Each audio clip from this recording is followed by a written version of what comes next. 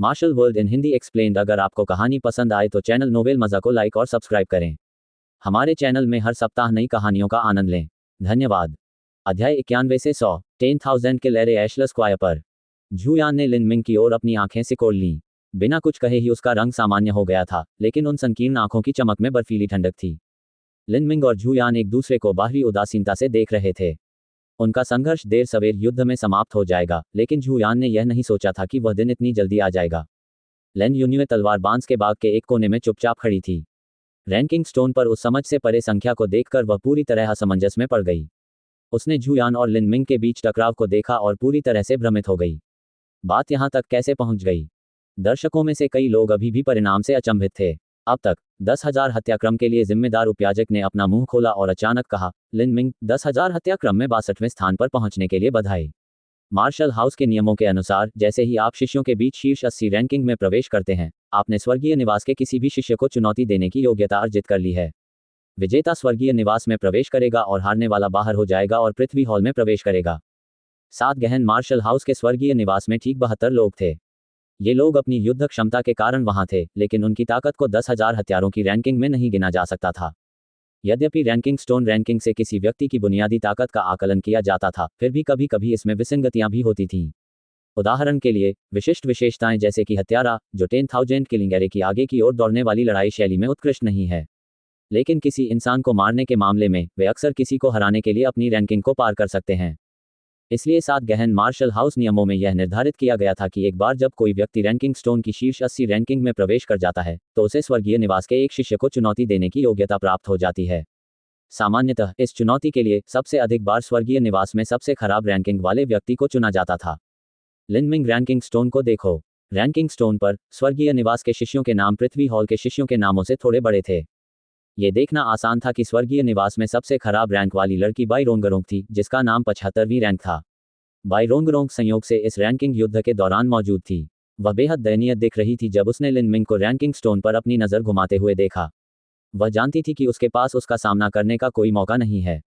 4 अगरबत्तियों और समय की एक सांस में 62वें स्थान पर पहुंचना, भले ही उसके पास 2 थे, उसने कभी सपने में भी नहीं सोचा था कि वह इस तरह की राक्षसी बुरी प्रतिभा पर विजय पा सकेगी। उसे कम से कम प्रतीकात्मक रूप से तो उससे लड़ना ही था। वह हार मानकर हार नहीं मान सकती थी। उसे उससे ईमानदारी और निष्पक्षता से लड़ना था। वह केवल यह आशा कर सकती थी कि यह असामान्य व्यक्ति कुछ दया दिखाए और बहुत निर्दयी न हो। बाई रोंगरोंग को अपनी स्थिति का एहसास था। उसने पहले ही अपने आप को भाग्य के भरोसे छोड़ दिया था। वहां उपस्थित कई लोगों की नज़रें बाई रोंगरोंग पर पड़ीं। उन सभी को उम्मीद थी कि यह बाई रोंगरोंग हार जाएगा। एक लड़की दूसरों से सहानुभूति जीतने में सक्षम थी, विशेष रूप से यह बाई रोंगरोंग जो हमेशा अपनी साधना में मेहनती थी। यदि इस बार ऐसी विपत्ति का सामना करने वाला कोई लड़का होता, तो संभावना थी कि अधिकांश लोग दूसरों के दुर्भाग्य में आनंद लेने की भावना रखते। क्या आपने निर्णय लिया है? उपयाजक ने पूछा। मैंने फैसला कर लिया है, लिन मिंग ने जवाब दिया। हालांकि हमारे पास एक सवाल है। क्या इस चुनौती की समय सीमा पर कोई प्रतिबंध है? उन्होंने कहा, समय आप खुद तय कर सकते हैं, लेकिन बेहतर होगा कि 1 महीने के भीतर फैसला कर लें। यदि आपकी रैंकिंग शीर्ष 80 से बाहर हो जाती है, तो आप चुनौती देने की योग्यता भी खो देते हैं। अच्छा ऐसा है, धन्यवाद डीकन सीनियर अप्रेंटिस। आपने चुन लिया है। मुझे इन मामलों के लिए जिम्मेदार स्वर्गीय निवास के बुजुर्ग को रिपोर्ट करने के लिए नाम की आवश्यकता है। मैंने चुन लिया है। समय 1 महीने का है। कौन? लिन मिंग ने अपना सिर घुमाया। उसने अपना भाला उठाया और सीधे उस आदमी की ओर तान दिया जो उसे सिकुड़ी आंखों से घूर रहा था। मैं झूयान को चुनता हूँ। झूयान। जिसने भी यह नाम सुना, वह स्तब्ध रह गया, विशेषकर बाई रोंगरोंग, जिसके चेहरे पर अविश्वास का भाव था। पूरा चौक पुनर्तः शांत हो गया। लिन मिंग ने जो चुना वह था झूयान। पहले तो कई लोगों को लगा कि उन्होंने गलत सुना है, लेकिन लिन मिंग का भाला किस ओर तान रहा था, यह स्पष्ट रूप से झूयान पर लक्षित था। उकसावा। भाले की नोक पर किसी को चुनौती देना, ये तो सरासर खुला उकसावा था। रैंक 32, झूयान। ये लिन मिंग हर किसी को आश्चर्यचकित करना बंद नहीं करेगा। ये लिन मिंग, वह पागल हो गया है। मुरोंग जेड के होंठ फड़क उठे। वह बुदबुदाई, नहीं, मैं पागल हूँ। यदि ये लिन मिंग पागल है और वह पागलपन भरी चीजें करता है और पागलपन भरे चमत्कार करता है, तो यदि वह पागल नहीं है, तो मैं पागल हूँ। बाई जिंगयुन भी आश्चर्यचकित थी। ये लिन मिंग बोल्ड था। कैसा साहस! वह 1 महीने में झूयान से आगे निकलने के लिए तैयार था। 62 से 32 तक यह जानना आवश्यक था कि रैंकिंग जितनी ऊपर जाएगी, उतनी ही कठिन होती जाएगी। 162 से 132 तक कठिन नहीं होगा, लेकिन 62 से 32 तक कठिनाई कई गुना बढ़ जाएगी। 65 से 26 वर्ष की आयु तक पहुंचने में उसे पूरा 1 वर्ष लग गया। ये वृद्धि बहुत अधिक लग रही थी, लेकिन सच्चाई ये थी कि यह सीमित थी, क्योंकि इस वर्ष बाई जिंगयुन के सामने आए 20 शिष्यों ने मार्शल हाउस से स्नातक की उपाधि प्राप्त की थी, तो बाई जिंगयुन वास्तव में केवल 19 रैंक आगे बढ़ी थी। ये दिलचस्प हो गया है, ताकू ने व्यंग्यपूर्ण मुस्कान के साथ कहा। मैं आज व्यर्थ नहीं आया। ऐसा लगता है कि लिनमिंग को झूयान से कोई दुश्मनी है, अन्यथा वह इतना ऊंचा लक्ष्य क्यों रखेगा। हम सचमुच बहुत भयानक रिश्ता है। मुझे लगा कि झूयान का शरीर कुछ क्षण पहले हत्या के इरादे से चमक रहा था, लेकिन ये तुरंत छिप गया। लिनमिंग ने भाले की नोक पर झूयान को चुनौती दी। ये भी अपने आप में एक तरह की उकसावे वाली बात थी, लिंगसेन ने कहा। हालांकि वह क्षण जब झूयान ने हत्या का इरादा किया था स्पष्ट नहीं था, लेकिन लिंगसेन ने युद्ध के मैदान में बिताए कई वर्षों से इसे महसूस करने में सक्षम था। उनमें आशुरा मार्शल इरादा भी था, इसलिए वह विशेष रूप से हत्या के इरादे के प्रति संवेदनशील थे। झूयान एक निर्दयी व्यक्ति है। यद्यपि उनकी पृष्ठभूमि कुलीन है, लेकिन वास्तव में वे ऐसे व्यक्ति हैं जो अपना पूरा दिल परिश्रमपूर्वक खेती में लगाते हैं। वह बहुत मजबूत है, और इतना ही नहीं, बल्कि इस तरह के व्यक्ति में महत्वाकांक्षा की कोई कमी नहीं होती है। भविष्य में वह संभवतः सरकार में शामिल होंगे। मैंने भी उन पर कई बातों का ध्यान रखा है।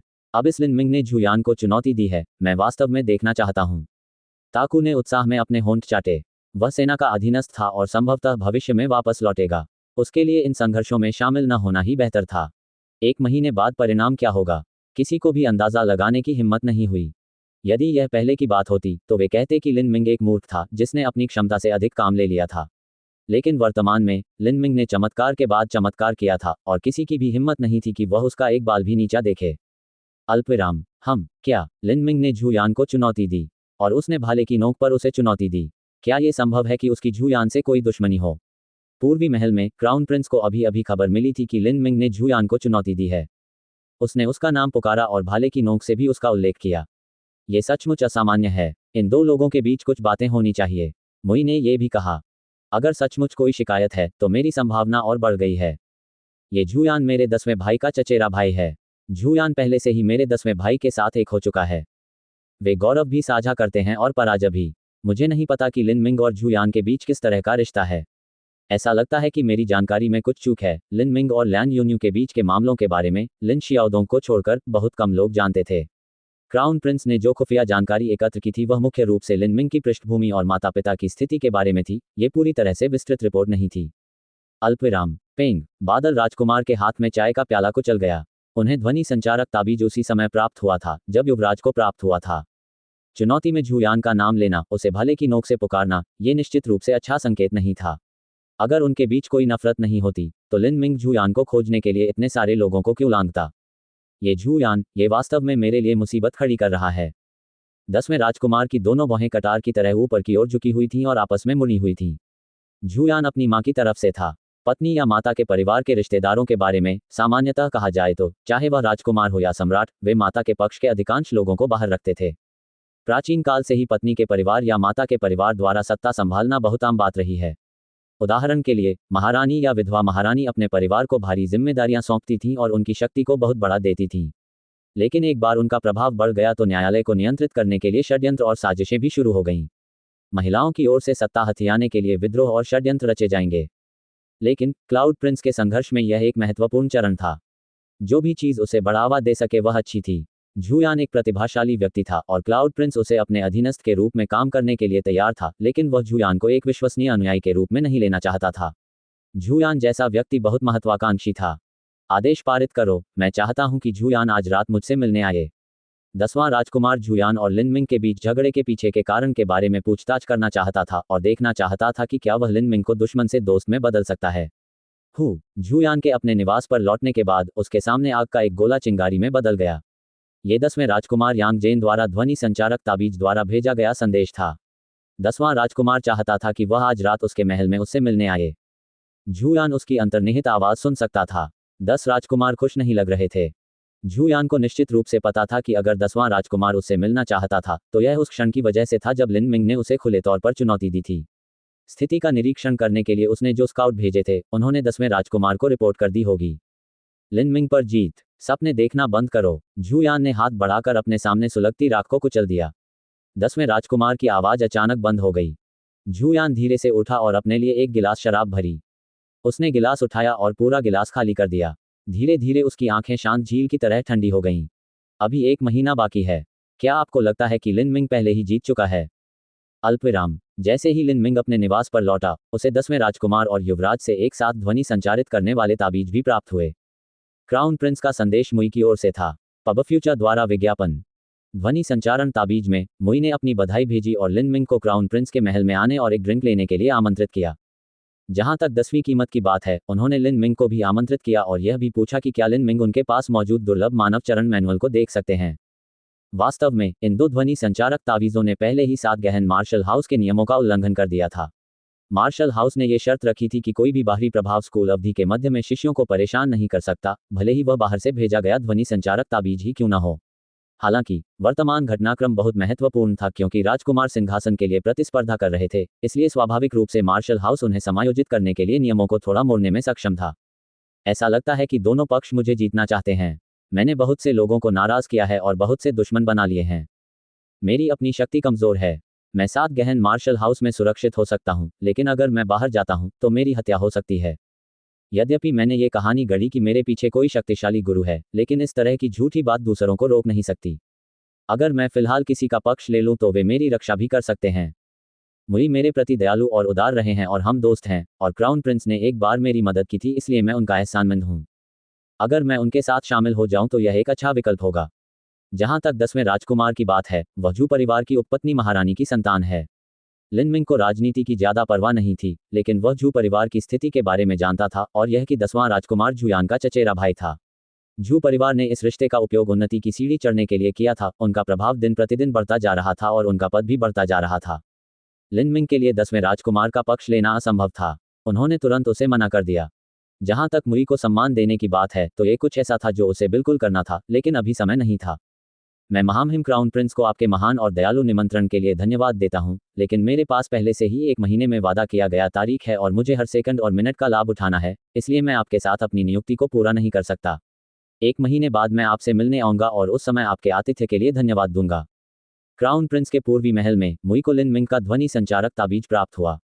उसने अपनी दाढ़ी पर हाथ फेरा और मुस्कुराते हुए कहा, लिन मिंग ने कहा था कि वह 1 महीने में मिलने आएगा। ओह, ये लिन मिंग वास्तव में इतना मेहनती है कि उसके पास एक भी शाम खाली नहीं होती। मुई ने उत्तर दिया, महाराज को ये जानना चाहिए कि जो व्यक्ति मार्शल आर्ट का मार्ग अपनाता है, उसे नकचड़ा होना चाहिए और अपने विचारों और हृदय को शुद्ध रखना चाहिए। लिन मिंग पूरे दिल से मार्शल आर्ट के शिखर का पीछा करता है। अगर उसके दिल में कोई विचलित करने वाले विचार नहीं है, तो उसका विकास भी बहुत तेजी से होगा।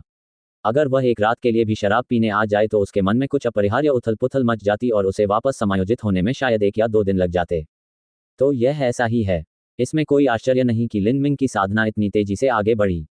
मार्शल आर्ट के प्रति उनकी रुचि ही इसका एक बड़ा कारण रही होगी। हाँ, सामान्यतः यदि किसी का मार्शल आर्ट के प्रति हृदय कमजोर है, तो जब उसके पास केवल कुछ उपलब्धियां होती हैं, तो दूर दूर से बड़ी शक्तियां उसे जीतने का प्रयास करती हैं। वे धन और सुंदरता जैसी चीजों की ओर बहुत आसानी से आकर्षित हो जाते हैं। इस प्रकार के व्यक्ति में सदैव महान प्रतिभा का अभाव रहेगा और वह केवल अनुयायी ही हो सकता है। हालांकि लिन मिंग की ताकत में इतनी तेजी से सुधार सिर्फ मार्शल आर्ट के प्रति उसके शुद्ध दिल के कारण नहीं है, बल्कि इसलिए भी है क्योंकि उसके पीछे एक दुर्जेय गुरु है। प्रारंभ में लिन मिंग ने मुई से अपने शिलालेख मास्टर होने के रहस्य को गुप्त रखने के लिए कहा था, लेकिन उसने मुई से अपने इस दुर्जेय छाया मास्टर को गुप्त रखने के बारे में कुछ नहीं कहा था। वास्तव में लिन मिंग की वर्तमान प्रतिष्ठा को देखते हुए, भले ही वह एक शिलालेख मास्टर के रूप में अपनी स्थिति को सार्वजनिक कर दे, ये खतरनाक नहीं होगा। इससे उसके हाथ में चिप्स भी बढ़ जाएंगे। ये तो बताने की आवश्यकता ही नहीं थी कि अब उसे युवराज और मुई का संरक्षण प्राप्त था। 7 गहन वैवाहिक सदन के एक प्रतिभाशाली शिष्य होने का उसका दर्जा पहले से ही एक बहुत बड़ी बाधा थी। पब फ्यूचर द्वारा विज्ञापन। बिल्कुल, लिन मिंग के पीछे ये किस तरह का मालिक है? युवराज ने आंखें चमकाते हुए पूछा। मुई ने क्राउन प्रिंस का ये रूप देखा और स्पष्ट रूप से जान गई कि उसके मन में क्या विचार हैं। उन्होंने मुस्कुराते हुए कहा, महाराज को इस व्यक्ति पर भरोसा करने की उम्मीद नहीं करनी चाहिए। मेरा अनुमान है कि यह वरिष्ठ कम से कम जियानिटियन चरण की बड़ी सफलता पर है। वह शायद पहले ही जियानिटियन चरण को पार कर चुका है। वह जिस क्षेत्र तक पहुंचा है उसकी ऊंचाई पहले ही हमारी समझ से परे है। वह सांसारिक मामलों में दखल नहीं देगा। जियानिटियन से आगे निकल गया। ये सुनते ही यांग लिन का दिल कांप उठा। जियानिटियन मास्टर के ऊपर किस तरह का क्षेत्र है? मुई ने व्यंग्यात्मक मुस्कान बिखेरी। उन्होंने कहा, मैं इससे आगे मार्शल आर्ट का मार्ग नहीं जानता। जो लोग किसी प्राचीन कबीले या संप्रदाय से नहीं आते हैं, उनके लिए अकेले सीखना एक घने कोहरे में रहने के समान है। उन्हें ये पता ही नहीं होता कि कहाँ और क्या खोजना है। जियानिटियन चरण के बाद मुझे ये स्पष्ट नहीं है कि यह किस प्रकार का क्षेत्र है। यांग लिन ने हल्की सांस छोड़ते हुए कहा, गुरुजी, कृपया अपने आप को छोटा न समझें। यद्यपि आप किसी संप्रदाय या कबीले से नहीं हैं, फिर भी आपके पास ऐसी उपलब्धियां पहले से ही हैं। आप पहले से ही एक दुर्लभ प्रतिभा हैं। मेरे पास केवल एक बिंदु है जो अस्पष्ट है, यदि इस लिन मिंग के पीछे इतना दुर्जय गुरु है तो वह 7 गहन मार्शल हाउस में क्यों जाएगा? मुई ने कहा, इस बारे में मुझे भी कुछ संदेह है। ज़ियानटियन चरण से परे मार्शल आर्ट पथ को मैं पूरी तरह से नहीं समझता। शायद अगर कोई मार्शल आर्ट में उच्च सीमाओं तक पहुंचना चाहता है तो उन्हें खुद के लिए दुनिया का अनुभव करने और जीवन के अनुभवों को इकट्ठा करने की आवश्यकता है, और यही कारण है कि लिन मिंग स्काई फॉर्चून सिटी में आया था। चाहे मैं लिन मिंग को जीत पाऊं या नहीं, कम से कम मुझे उससे दोस्ती तो करनी ही होगी। अगले महीने जब लिन मिंग आएगा तो मैं व्यक्तिगत रूप से उसका स्वागत करूंगा और उसे उचित भोज दूंगा। अल्पविराम, ये लिन मिंग, इसने वास्तव में मुझे अस्वीकार कर दिया। क्लाउड प्रिंस के महल में 10वें राजकुमार यांग जेन को ध्वनि संचारित करने वाला ताबीज मिला, जिसका उत्तर लिन मिंग ने दिया था, और उसका चेहरा तुरंत उतर गया। झू यान, तुमने सचमुच अच्छा काम किया। एक साधारण महिला होते हुए भी तुमने इतने शक्तिशाली शत्रु को अपमानित किया है। तुमने मुझे सचमुच निराश कर दिया है। झू सामने खड़ा था, चुप और निःशब्द। मूल रूप से जब वह लैन यून्युए को छीनने और प्राप्त करने में सफल हुआ था, तब लिन मिंग केवल एक छोटा सा महत्वहीन आदमी था, उसके एड़ी के नीचे एक कीड़े से ज्यादा कुछ नहीं। चाहे कुछ भी हो जाए, वह उससे आसानी से निपट सकता था। ऐसे बेकार आदमी से एक औरत छीनने में क्या गलत हो सकता है? कौन उम्मीद कर सकता था कि लिन मिंग इतनी जल्दी इतना शक्तिशाली दुश्मन बन जाएगा? बेशक उन्होंने इन मामलों को स्पष्ट नहीं किया और न ही उन्हें इसकी आवश्यकता थी। यांग जेन ने आज यहां उनसे अपने उग्र स्वभाव को उजागर करने के लिए कहा था। झूयान बहुत स्पष्ट था, उसकी वर्तमान स्थिति और उसके झू परिवार की स्थिति सब 10वें राजकुमार के कारण थी। 10वां राजकुमार उसका स्वामी था और उसके सामने वह विद्रोह नहीं कर सकता था। मैंने आपके झू परिवार की ताकत उधार ली क्योंकि मुझे लगा कि आप मेरी बाधा से निपटने में मेरी सहायता कर सकते हैं, लेकिन अब आपने केवल अराजकता को बढ़ा दिया है। मुझे लिन मिंग को जीतने का पूरा भरोसा था, लेकिन अब झूयान, तुमने मेरा अनुसरण इसलिए किया क्योंकि तुम महान काम करना चाहती थी और महान उपलब्धियां हासिल करना चाहती थी। केवल सबसे मूर्ख, सबसे नितांत मूर्ख लोग ही एक औरत के लिए पूरी दुनिया को मार देंगे। वह लैन यून्यू, आप उसे तलाक देंगे? जब 10वें राजकुमार ने यह कहा तो झूयान का माथा थोड़ा सिकुड़ गया। उन्होंने कहा, महाराज, भले ही मैं लैन यून्युए को तलाक दे दूं, लेकिन मेरे लिए लिन मिंग के साथ अपने रिश्ते को बेहतर बनाना असंभव है। क्या आपको विश्वास है कि लिन मिंग इस विश्वासघात को माफ कर देंगे और लैन यून्युए के साथ फिर से जुड़ जाएंगे?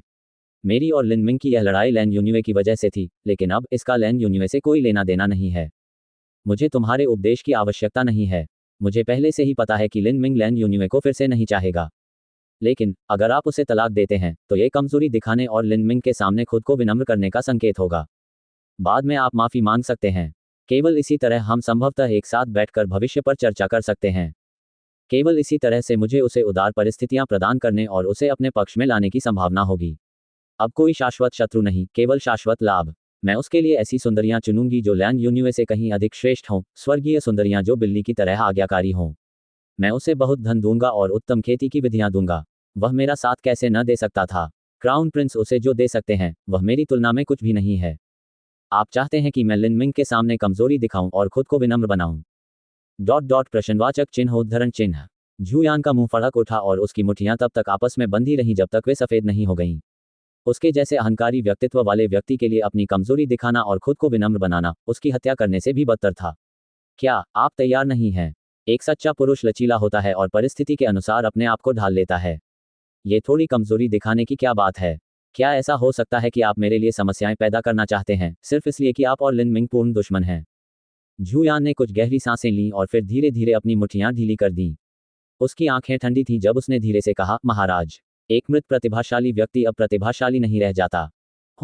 आप चाहते हैं कि मैं लिन मिंग की हत्या कर दूं? झूयान, क्या तुम नहीं जानते कि आकाश भाग्य साम्राज्य में 7 गहन मार्शल हाउस किस प्रकार का अद्वितीय अस्तित्व है? लिन मिंग एक दुर्लभ प्रतिभा है जो 7 गहन मार्शल हाउस के 100 वर्षों में नहीं देखी गई है। मैं विश्वास नहीं कर सकता कि आप चाहते हैं कि मैं उसकी हत्या कर दूं। भले ही उसने मार्शल हाउस छोड़ दिया हो, भले ही वह बड़ा न हुआ हो, मेरे बड़े भाई क्राउन प्राइस यांग लिन को मत भूलना। यद्यपि यांग लिन मूर्ख है, लेकिन वह इतना मूर्ख नहीं है कि वह मंदबुद्धि हो जाए। वह लिन मिंग के लिए सुरक्षा कैसे नहीं भेज सकता था? उसके पास भी एक मास्टर है, उसके पास मुई भी है। एक बार जब मैं एक छोटी सी गलत गणना करता हूं, एक बार जब मेरी योजनाओं का थोड़ा सा हिस्सा यांग लिन के सामने उजागर होता है कि मैंने लिन मिंग को मार दिया है, तो मैं हार गया। जब राजसिंहासन पर बैठने का समय आएगा तो मैं अपनी जान भी नहीं बचा पाऊंगा। 7 गहन मार्शल हाउस का अधिकार अलंघनीय है। चाहे वह मेरे पिता सम्राट ही क्यों न हो, वे भी कुछ भी करने में बेकार हैं। सिर्फ एक मुई मुझे सिरदर्द देने के लिए पर्याप्त है। मैंने न्यायालय में 18 ऐसे लोगों को लाने के लिए बहुत सारे संसाधन खर्च किए हैं जो मरने के लिए तैयार हैं, और यह केवल मुई से निपटने के लिए है। अगर ये लिन मिंग बड़ा हो गया और इस पहले से ही जटिल स्थिति में शामिल हो गया, तो मेरी संभावनाएं काफी कम हो जाएंगी। झूयान का मुंह फड़क उठा और उसकी दोनों मुट्ठियां भारी हो गईं। वह धीरे धीरे और स्पष्ट रूप से बोला, महाराज कृपया मुझे कुछ समय दीजिए। मैं तुम्हें समुचित उत्तर दूंगा। अच्छा, मैं एक बार आप पर विश्वास करूंगा, लेकिन अगर तुमने मुझे एक बार फिर निराश कर दिया तो क्या होगा? झूयान ने एक गहरी सांस ली और शब्दों को चबाया, अगर मैं हार गया, अगर लिन मिंग अभी भी इतनी राक्षसी बुरी गति से बढ़ सकता है, तो मैं लैन यून्यू को तलाक दे दूंगा और लिन मिंग से माफी मांगूंगा। हुम्फ, मुझे आशा है कि उस समय बहुत देर नहीं होगी। पीछे हटो। अल्पविराम। ग्रेट क्लैरिटी पवेलियन के अतिथि कक्ष में माहौल शानदार था और तैयार किए गए व्यंजन स्वादिष्ट थे, लेकिन झूयान का मन उन व्यंजनों को खाने का नहीं था, क्योंकि वह अपने विचारों में डूबा हुआ था। झूयान को खाना न खाते देख लैन यून्युए ने अपनी चॉपस्टिक हिलाने की हिम्मत नहीं की। उसने सही अनुमान लगाया था कि झूयान की चिंता आज लिन मिंग की चुनौती से संबंधित थी। वह बीच में फंस गई, शर्मिंदा हो गई और कुछ शब्द कहने की भी हिम्मत नहीं जुटा पाई। आज 10वें राजकुमार ने मुझे कुछ मामलों पर चर्चा करने के लिए बुलाया है। झूयान ने बहुत देर तक चुप रहने के बाद धीरे से कहा। पब फ्यूचर द्वारा विज्ञापन। हम चर्चा करना, आपने किस बारे में बात की? लैन यून्युए को हल्की सी बेचैनी महसूस हुई। वह कभी नहीं जानती थी कि झूयान क्या सोच रहा था। वह केवल उसके अंधकार में और भयानक मूड को महसूस कर सकती थी, जैसे कि एक हल्की सी शांति थी, इससे पहले कि वह अचानक हिंसक क्रोध से फट पड़े और पागल हो जाए। उसकी निगाहें घात लगाए बैठे किसी खूंखार जानवर की तरह थीं। पहले तो वह शांत और स्थिर लग रही थी, लेकिन वास्तव में उसमें एक अटूट हत्या की मंशा छिपी हुई थी। जब वह झूयान के साथ थी, लैन यून्युए को हमेशा एक अदृश्य दबाव महसूस होता था जो उस पर दबाव डाल रहा था, जैसे कि वह सांस नहीं ले पा रही थी। यह अतीत से भिन्न था, वह समय जब वह और लिन मिंग एक साथ थे। जब वह लिन मिंग के साथ होती थी तो वह कभी कभी एक बिगड़ेल बच्ची की तरह व्यवहार कर सकती थी, या कभी कभी अपना आपा खो सकती थी, लेकिन वह लड़का हमेशा उस पर धूप की तरह मुस्कुराता था और उसकी सभी अनुचित मांगों को पूरा करता था। दुर्भाग्यवश वे दिन बहुत पहले बीत चुके थे और कभी वापस नहीं आएंगे। लैन यून्युए ने अपने दिल में आह भरी। वह किसी भी भावना को दिखाने की हिम्मत नहीं करती थी, क्योंकि उसे हमेशा ऐसा लगता था जैसे झूयान की आंखें एक बाज की तरह थी जो उसकी अंतरतम भावनाओं को पूरी तरह से भेदने में सक्षम थीं। उसने मुझसे कहा, झूयान ने कहा, और फिर उसे दोनों आंखों से देखा और धीरे से बोला, उसने मुझसे कहा कि मैं तुम्हें तलाक दे दूं। उस क्षण लैन यून्युए अचेत हो गई। ऐसा लगा जैसे उस पल समय धीमा हो गया हो और झूयान का चेहरा अचानक दूर दिखाई देने लगा। उसकी सारी इंद्रियां, उसकी सुनने की शक्ति, उसका स्पर्श, सब कुछ धुंधला हो गया। हालांकि उसने हमेशा अपने शरीर की पवित्रता बनाए रखी थी, लेकिन उसकी सगाई पहले ही झूयान से हो चुकी थी। स्काई फॉर्चून किंगडम में अगर किसी लड़की की सगाई के बाद तलाक हो जाता था तो ये बेहद शर्मनाक मामला था और उनका पुनर्विवाह प्रभावित होता था। अगर झूयान ने सचमुच उसे तलाक दे दिया था तो उसके लिए क्या रास्ता बचा था? उसने झूयान को टेढ़े भाव से देखा और अपने होठों को भींच लिया, रोने से बचने की कोशिश करते हुए। फिर भी उसकी आंखों से आंसू बहने लगे। वह जानती थी कि 10वें राजकुमार का झूयान और झू परिवार के लिए क्या महत्व है। उसके शब्द झूयान के लिए बहुत महत्व रखते थे। आप सहमत हो गए हैं? लैन यून्युए के शब्द गले में अटक गए, वह लगभग रोने लगी। अभी तक नहीं, झूयान ने सच्चाई से जवाब दिया। ये क्यों? लैन यून्युए ने अवचेतन रूप से अपने हाथ में चॉपस्टिक पकड़ ली, लेकिन उसकी उंगलियां सफेद हो गई थीं। लिन मिंग की वजह से। 10वां राजकुमार लिन मिंग को जीतना चाहता है, लेकिन तुम उसके लिए लिन मिंग को जीतने में बाधा बन गए हो। ओह, बाधा! लैन यून्युए अंततः दर्द सहन नहीं कर सकी और जो आंसू उसने रोके हुए थे वे बारिश की तरह गिरने लगे। वह एक साधारण लड़की थी। ऐसा कैसे हुआ कि एक दिन वह राजसिंहासन के संघर्ष में शामिल हो जाएगी और राजकुमार के लिए बाधा बन जाएगी? ऐसा क्यों हो रहा था? झूयान ने कहा, मेरे पास 1 महीना है, शायद 2। लेकिन मुझे अभी भी नहीं पता कि क्या ऐसा कोई मौका हो सकता है। आपको निराश होने की आवश्यकता नहीं है। यह मामला जरूरी नहीं कि पहले से तय निष्कर्ष पर पहुंच जाए। ये शब्द कहने के बाद झूयान उठ खड़ा हुआ, दरवाजा खोला और चला गया। लैन यून्युए अपनी कुर्सी पर बैठी रह गई। वह ऐसी लग रही थी मानो उसकी आत्मा खो गई हो। वह अपनी स्थिति जानती थी। हालांकि झूयान ने कहा था कि एक अवसर है, लेकिन वह इतनी भोली नहीं थी कि इस पर विश्वास कर ले। अगर वह कभी भी उसके रास्ते में बाधा बनी, चाहे थोड़ी सी ही क्यों न हो, तो वह उससे छुटकारा पाने में संकोच नहीं करेगा। पब फ्यूचर द्वारा विज्ञापन। ये सोचकर लैन यून्युए को अकथनीय दुख का एहसास हुआ। वह बिना सोचे समझे उठी, दरवाजा खोला और चली गई। ग्रेट क्लैरिटी पवेलियन का मुख्य हॉल हमेशा शोरगुल और बकबक से गूंजता रहता था।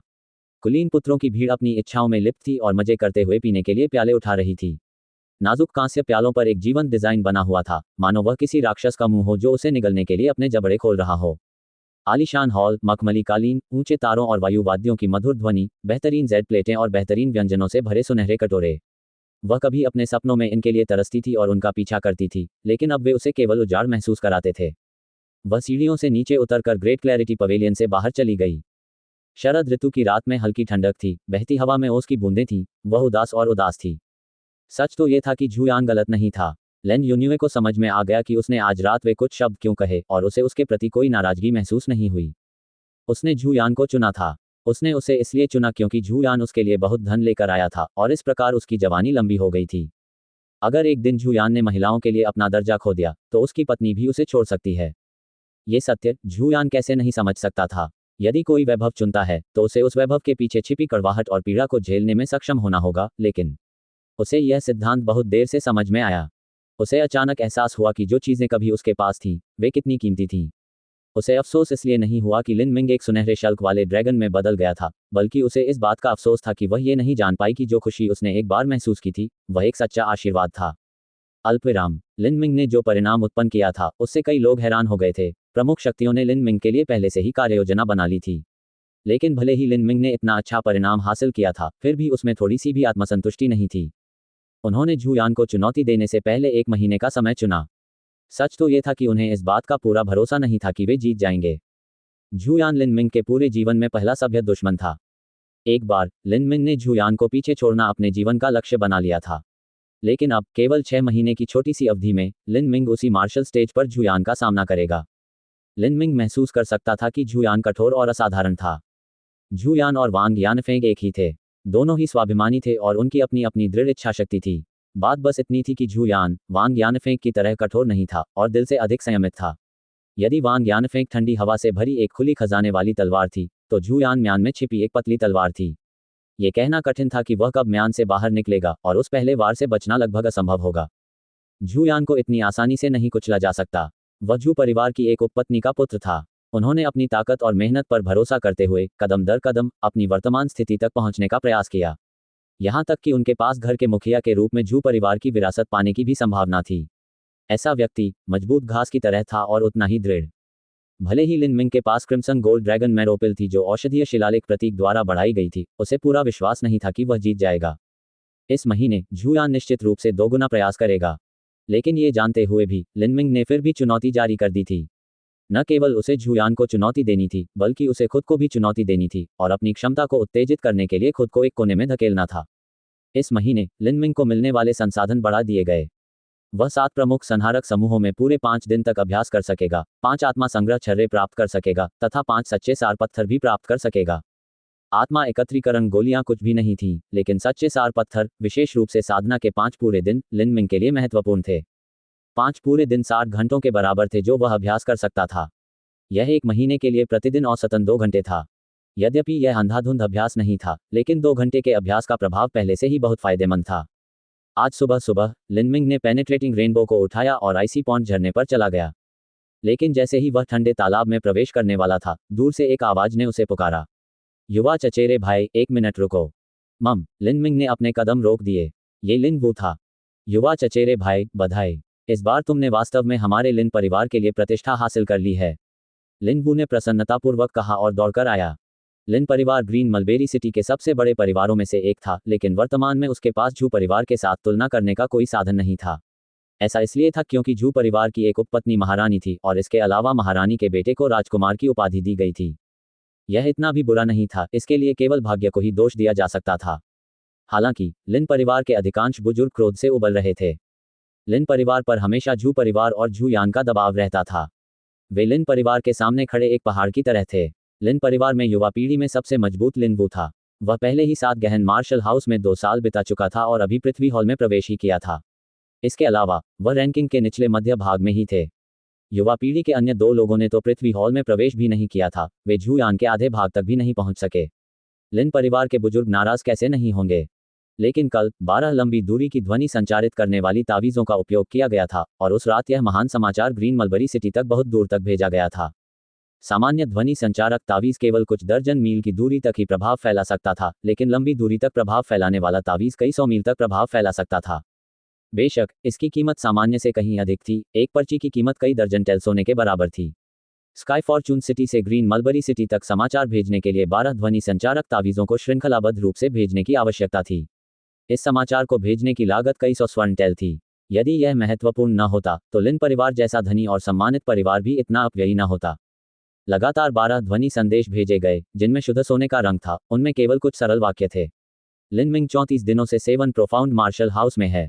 दूसरे 10,000 किलिंग एरे मूल्यांकन के दौरान वह 62वें रैंक पर पहुंच गया और स्वर्गीय निवास को चुनौती देने की योग्यता प्राप्त कर ली।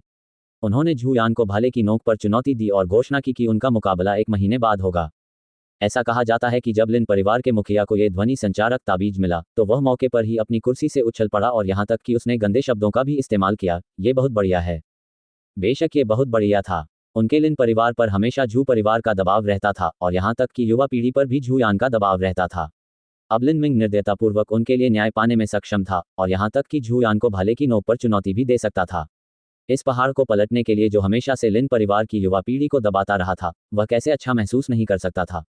उस रात स्काई फॉर्चून सिटी लिन परिवार शाखा तक समाचार पहुंचाने के लिए लगातार 12 लंबी दूरी के ध्वनि संचारक तावीजों का उपयोग किया गया। लिन परिवार के मुखिया ने निर्देश दिए थे, लिन मिंग की सहायता के लिए उपलब्ध सभी आपूर्तियों का उपयोग करने में संकोच न करें। हमें लिन मिंग के लिए सबसे अच्छी और सबसे आदर्श परिस्थितियां बनानी होंगी ताकि वह अब से 1 महीने बाद झू यान को हरा सके। इसलिए आज लिन परिवार के मुखिया के निर्देशों के कारण लिन परिवार शाखा ने लिन वू को लिन मिंग की सहायता के लिए संसाधन लाने के लिए भेजा। ये है। लिन मिंग ने लिन वू के हाथ में एक छोटी चीनी मिट्टी की बोतल और एक छोटा जेड बॉक्स देखा। लिन परिवार के मुखिया ने परिवार की शाखा को 12 लंबी दूरी की ध्वनि संचारित करने वाले तावीज़ों के माध्यम से एक जरूरी संदेश भेजा। वह चाहते हैं कि आप अच्छी तरह से प्रशिक्षण लें और 1 महीने बाद झू यान को हराने के लिए अपनी पूरी कोशिश करें। लिन मिंग ने चीनी मिट्टी की बोतल और जेड बॉक्स ले लिया। उसने चीनी मिट्टी की बोतल खोली। अंदर 10 गोलियां थीं। वे चमकदार और गोल थे तथा उनमें से एक कोमल और नाजुक सुगंध आती थी। इन्हें देखते ही यह कहना आसान हो जाता था कि ये श्रेष्ठ औषधियां हैं। उच्च स्तरीय आत्मा एकत्रीकरण गोली। एक साधारण सोल गैदरिंग पैलेट का मुख्य घटक 100 वर्ष पुराना युआन फल था। इसका मूल्य 100 वर्ष पुराने रक्तलिंगजी से कम नहीं था। लेकिन एक उच्च स्तरीय आत्मा एकत्रीकरण गोली 300 साल पुराने युआन फल से बनाई गई थी। इसका मूल्य एक साधारण सोल गैदरिंग पैलेट से कम 7 गुना अधिक था। इसके अलावा इसे खरीदना आसान नहीं था।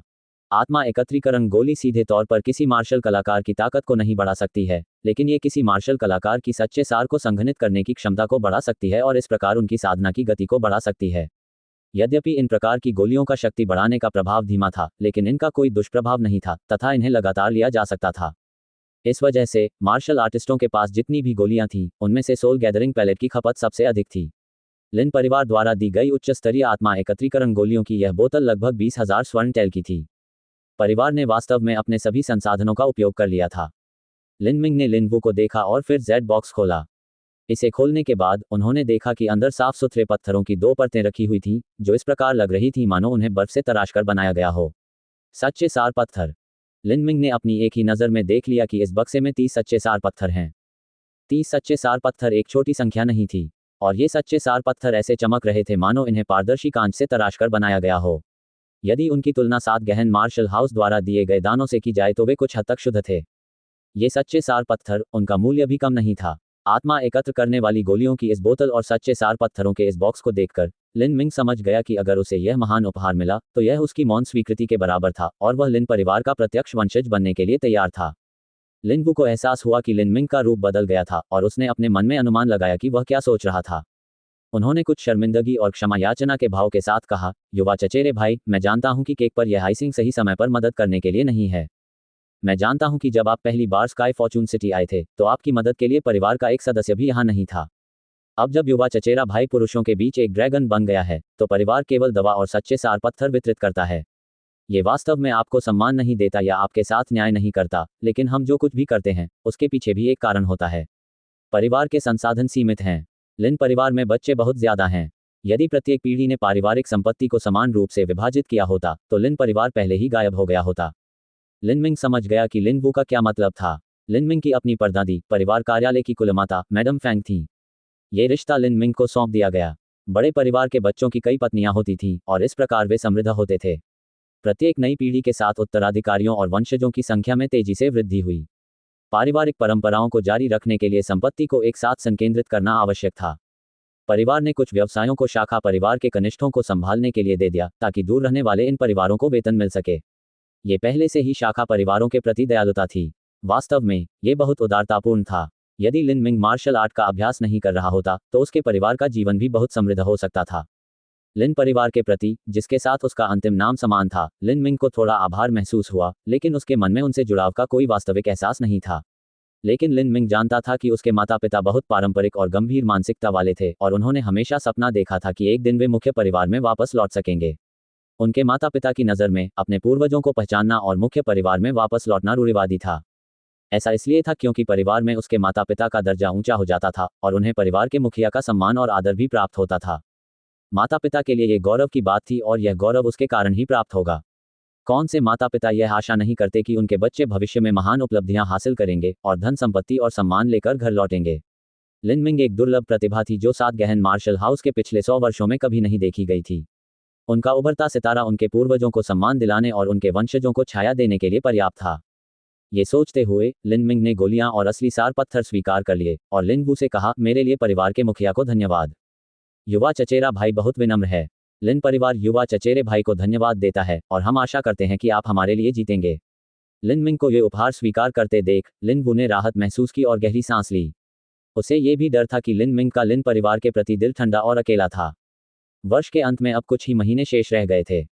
लिन मिंग पहले से ही अपने मन में गणना कर रहा था। 7 प्रोफाउंड मार्शल हाउस स्कूल वर्ष के अंत में अवकाश का समय था। मार्शल हाउस के शिष्य आमतौर पर नया साल मनाने के लिए घर जाते थे। उसे स्वयं इस अवसर का लाभ उठाकर अपने माता पिता से मिलना था। उनके पिता और माता ने जीवन भर काफी मेहनत की थी। वे बुढ़ापे में आसान और आरामदायक सेवानिवृत्ति के हकदार थे। लिन वू को विदाई देते हुए लिन मिंग ने गोलियां और असली सार पत्थर अपने साथ ले लिया और पेनेट्रेटिंग रेनबो को एक बार फिर बर्फीले तालाब झरने में ले गया। जूनियर अप्रेंटिस लिन। जैसे ही बर्फीले तालाब झरने के लिए जिम्मेदार उपयाजक वरिष्ठ प्रशिक्षु ने लिन मिंग को देखा, उसका पूरा चेहरा एक स्वागतपूर्ण मुस्कान से चमक उठा। जूनियर अप्रेंटिस लिन वास्तव में सुर्खियों में है, लेकिन ये तो बहुत ही अद्भुत है। रैंकिंग स्टोन रैंक 62, भयानक, अद्भुत और निश्चित रूप से अभूतपूर्व। लिन मिंग मुस्कुराया और कोई जवाब नहीं दिया। पिछले 2 दिनों में उसने ऐसी ही बहुत अधिक चापलूसी सुनी थी।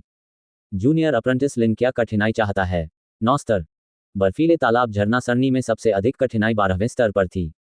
जितना अधिक गहराई में जाया जाएगा, जितना अधिक उच्च स्तर पर जाया जाएगा, सरणी उतनी ही अधिक कठिन होगी। 12वें स्तर की कठिनाई को बमुश्किल सहन करने में सक्षम एकमात्र व्यक्ति लिंग सेन था। वह भी केवल कुछ समय तक ही टिक सका और फिर उसे भी सतह पर आकर ध्यान करना पड़ा। इसलिए लिंग सेन ने केवल कठिनाई के 11वें स्तर पर अभ्यास किया। 1 महीने में लिन मिंग ने कठिनाई के 2 स्तर पार कर लिए और 7वें स्तर से 9वें स्तर पर पहुंच गया। ये सचमुच अविश्वसनीय बात थी, लेकिन लिन मिंग की रैंकिंग शब्दों से कहीं अधिक बोलती थी। ठीक है, डीकन वरिष्ठ प्रशिक्षु ने बिना किसी हिचकिचाहट के कहा और तुरंत कठिनाई का 9वां स्तर खोल दिया। लिन मिंग ने अपनी साधना की गति बढ़ाने में मदद करने के लिए एक उच्च स्तरीय आत्मा एकत्रीकरण गोली निगल ली और फिर वह बर्फीले तालाब में गोता लगाते समय अपने साथ भेदक इंद्रधनुष ले गया। जैसे ही वह बर्फीले तालाब में दाखिल हुआ, लिन मिंग को एक बार फिर हड्डियों को कंपा देने वाली ठंड महसूस हुई जो छोटी बर्फ की सुइयों की तरह उसे चारों तरफ से छेद रही थी। कठिनाई एक पायदान ऊपर उठ गई थी। 7 गहन मार्शल हाउस के संसाधनों में से आत्मा एकत्र करने वाले छर्रे और सच्चे सार पत्थरों को सच्चा खजाना नहीं माना जा सकता। केवल इन 7 प्रमुख संहारक समूहों को ही ऐसा माना जा सकता है। प्रत्येक सेकंड और प्रत्येक मिनट अतुलनीय रूप से कीमती था। वह समय का एक छोटा सा टुकड़ा भी बर्बाद नहीं कर सकता था। उसके पास केवल 2 घंटे का समय था। लिन मिंग झरने के नीचे बड़ी चट्टान पर खड़ा था। उन्होंने पेनेट्रेटिंग रेनबो को एक समान और स्थिर बनाए रखा। कठिनाई के 9वें स्तर पर झरने का स्पंदन प्रभाव काफी बढ़ गया था। जब लिन मिंग ने झरने के नीचे अपना 8 फुट 8 इंच का भाला पकड़ा तो उसने तुरंत झरने के भारी प्रभाव को महसूस किया, मानो किसी भी क्षण उसका हाथ भार के कारण टूट जाएगा।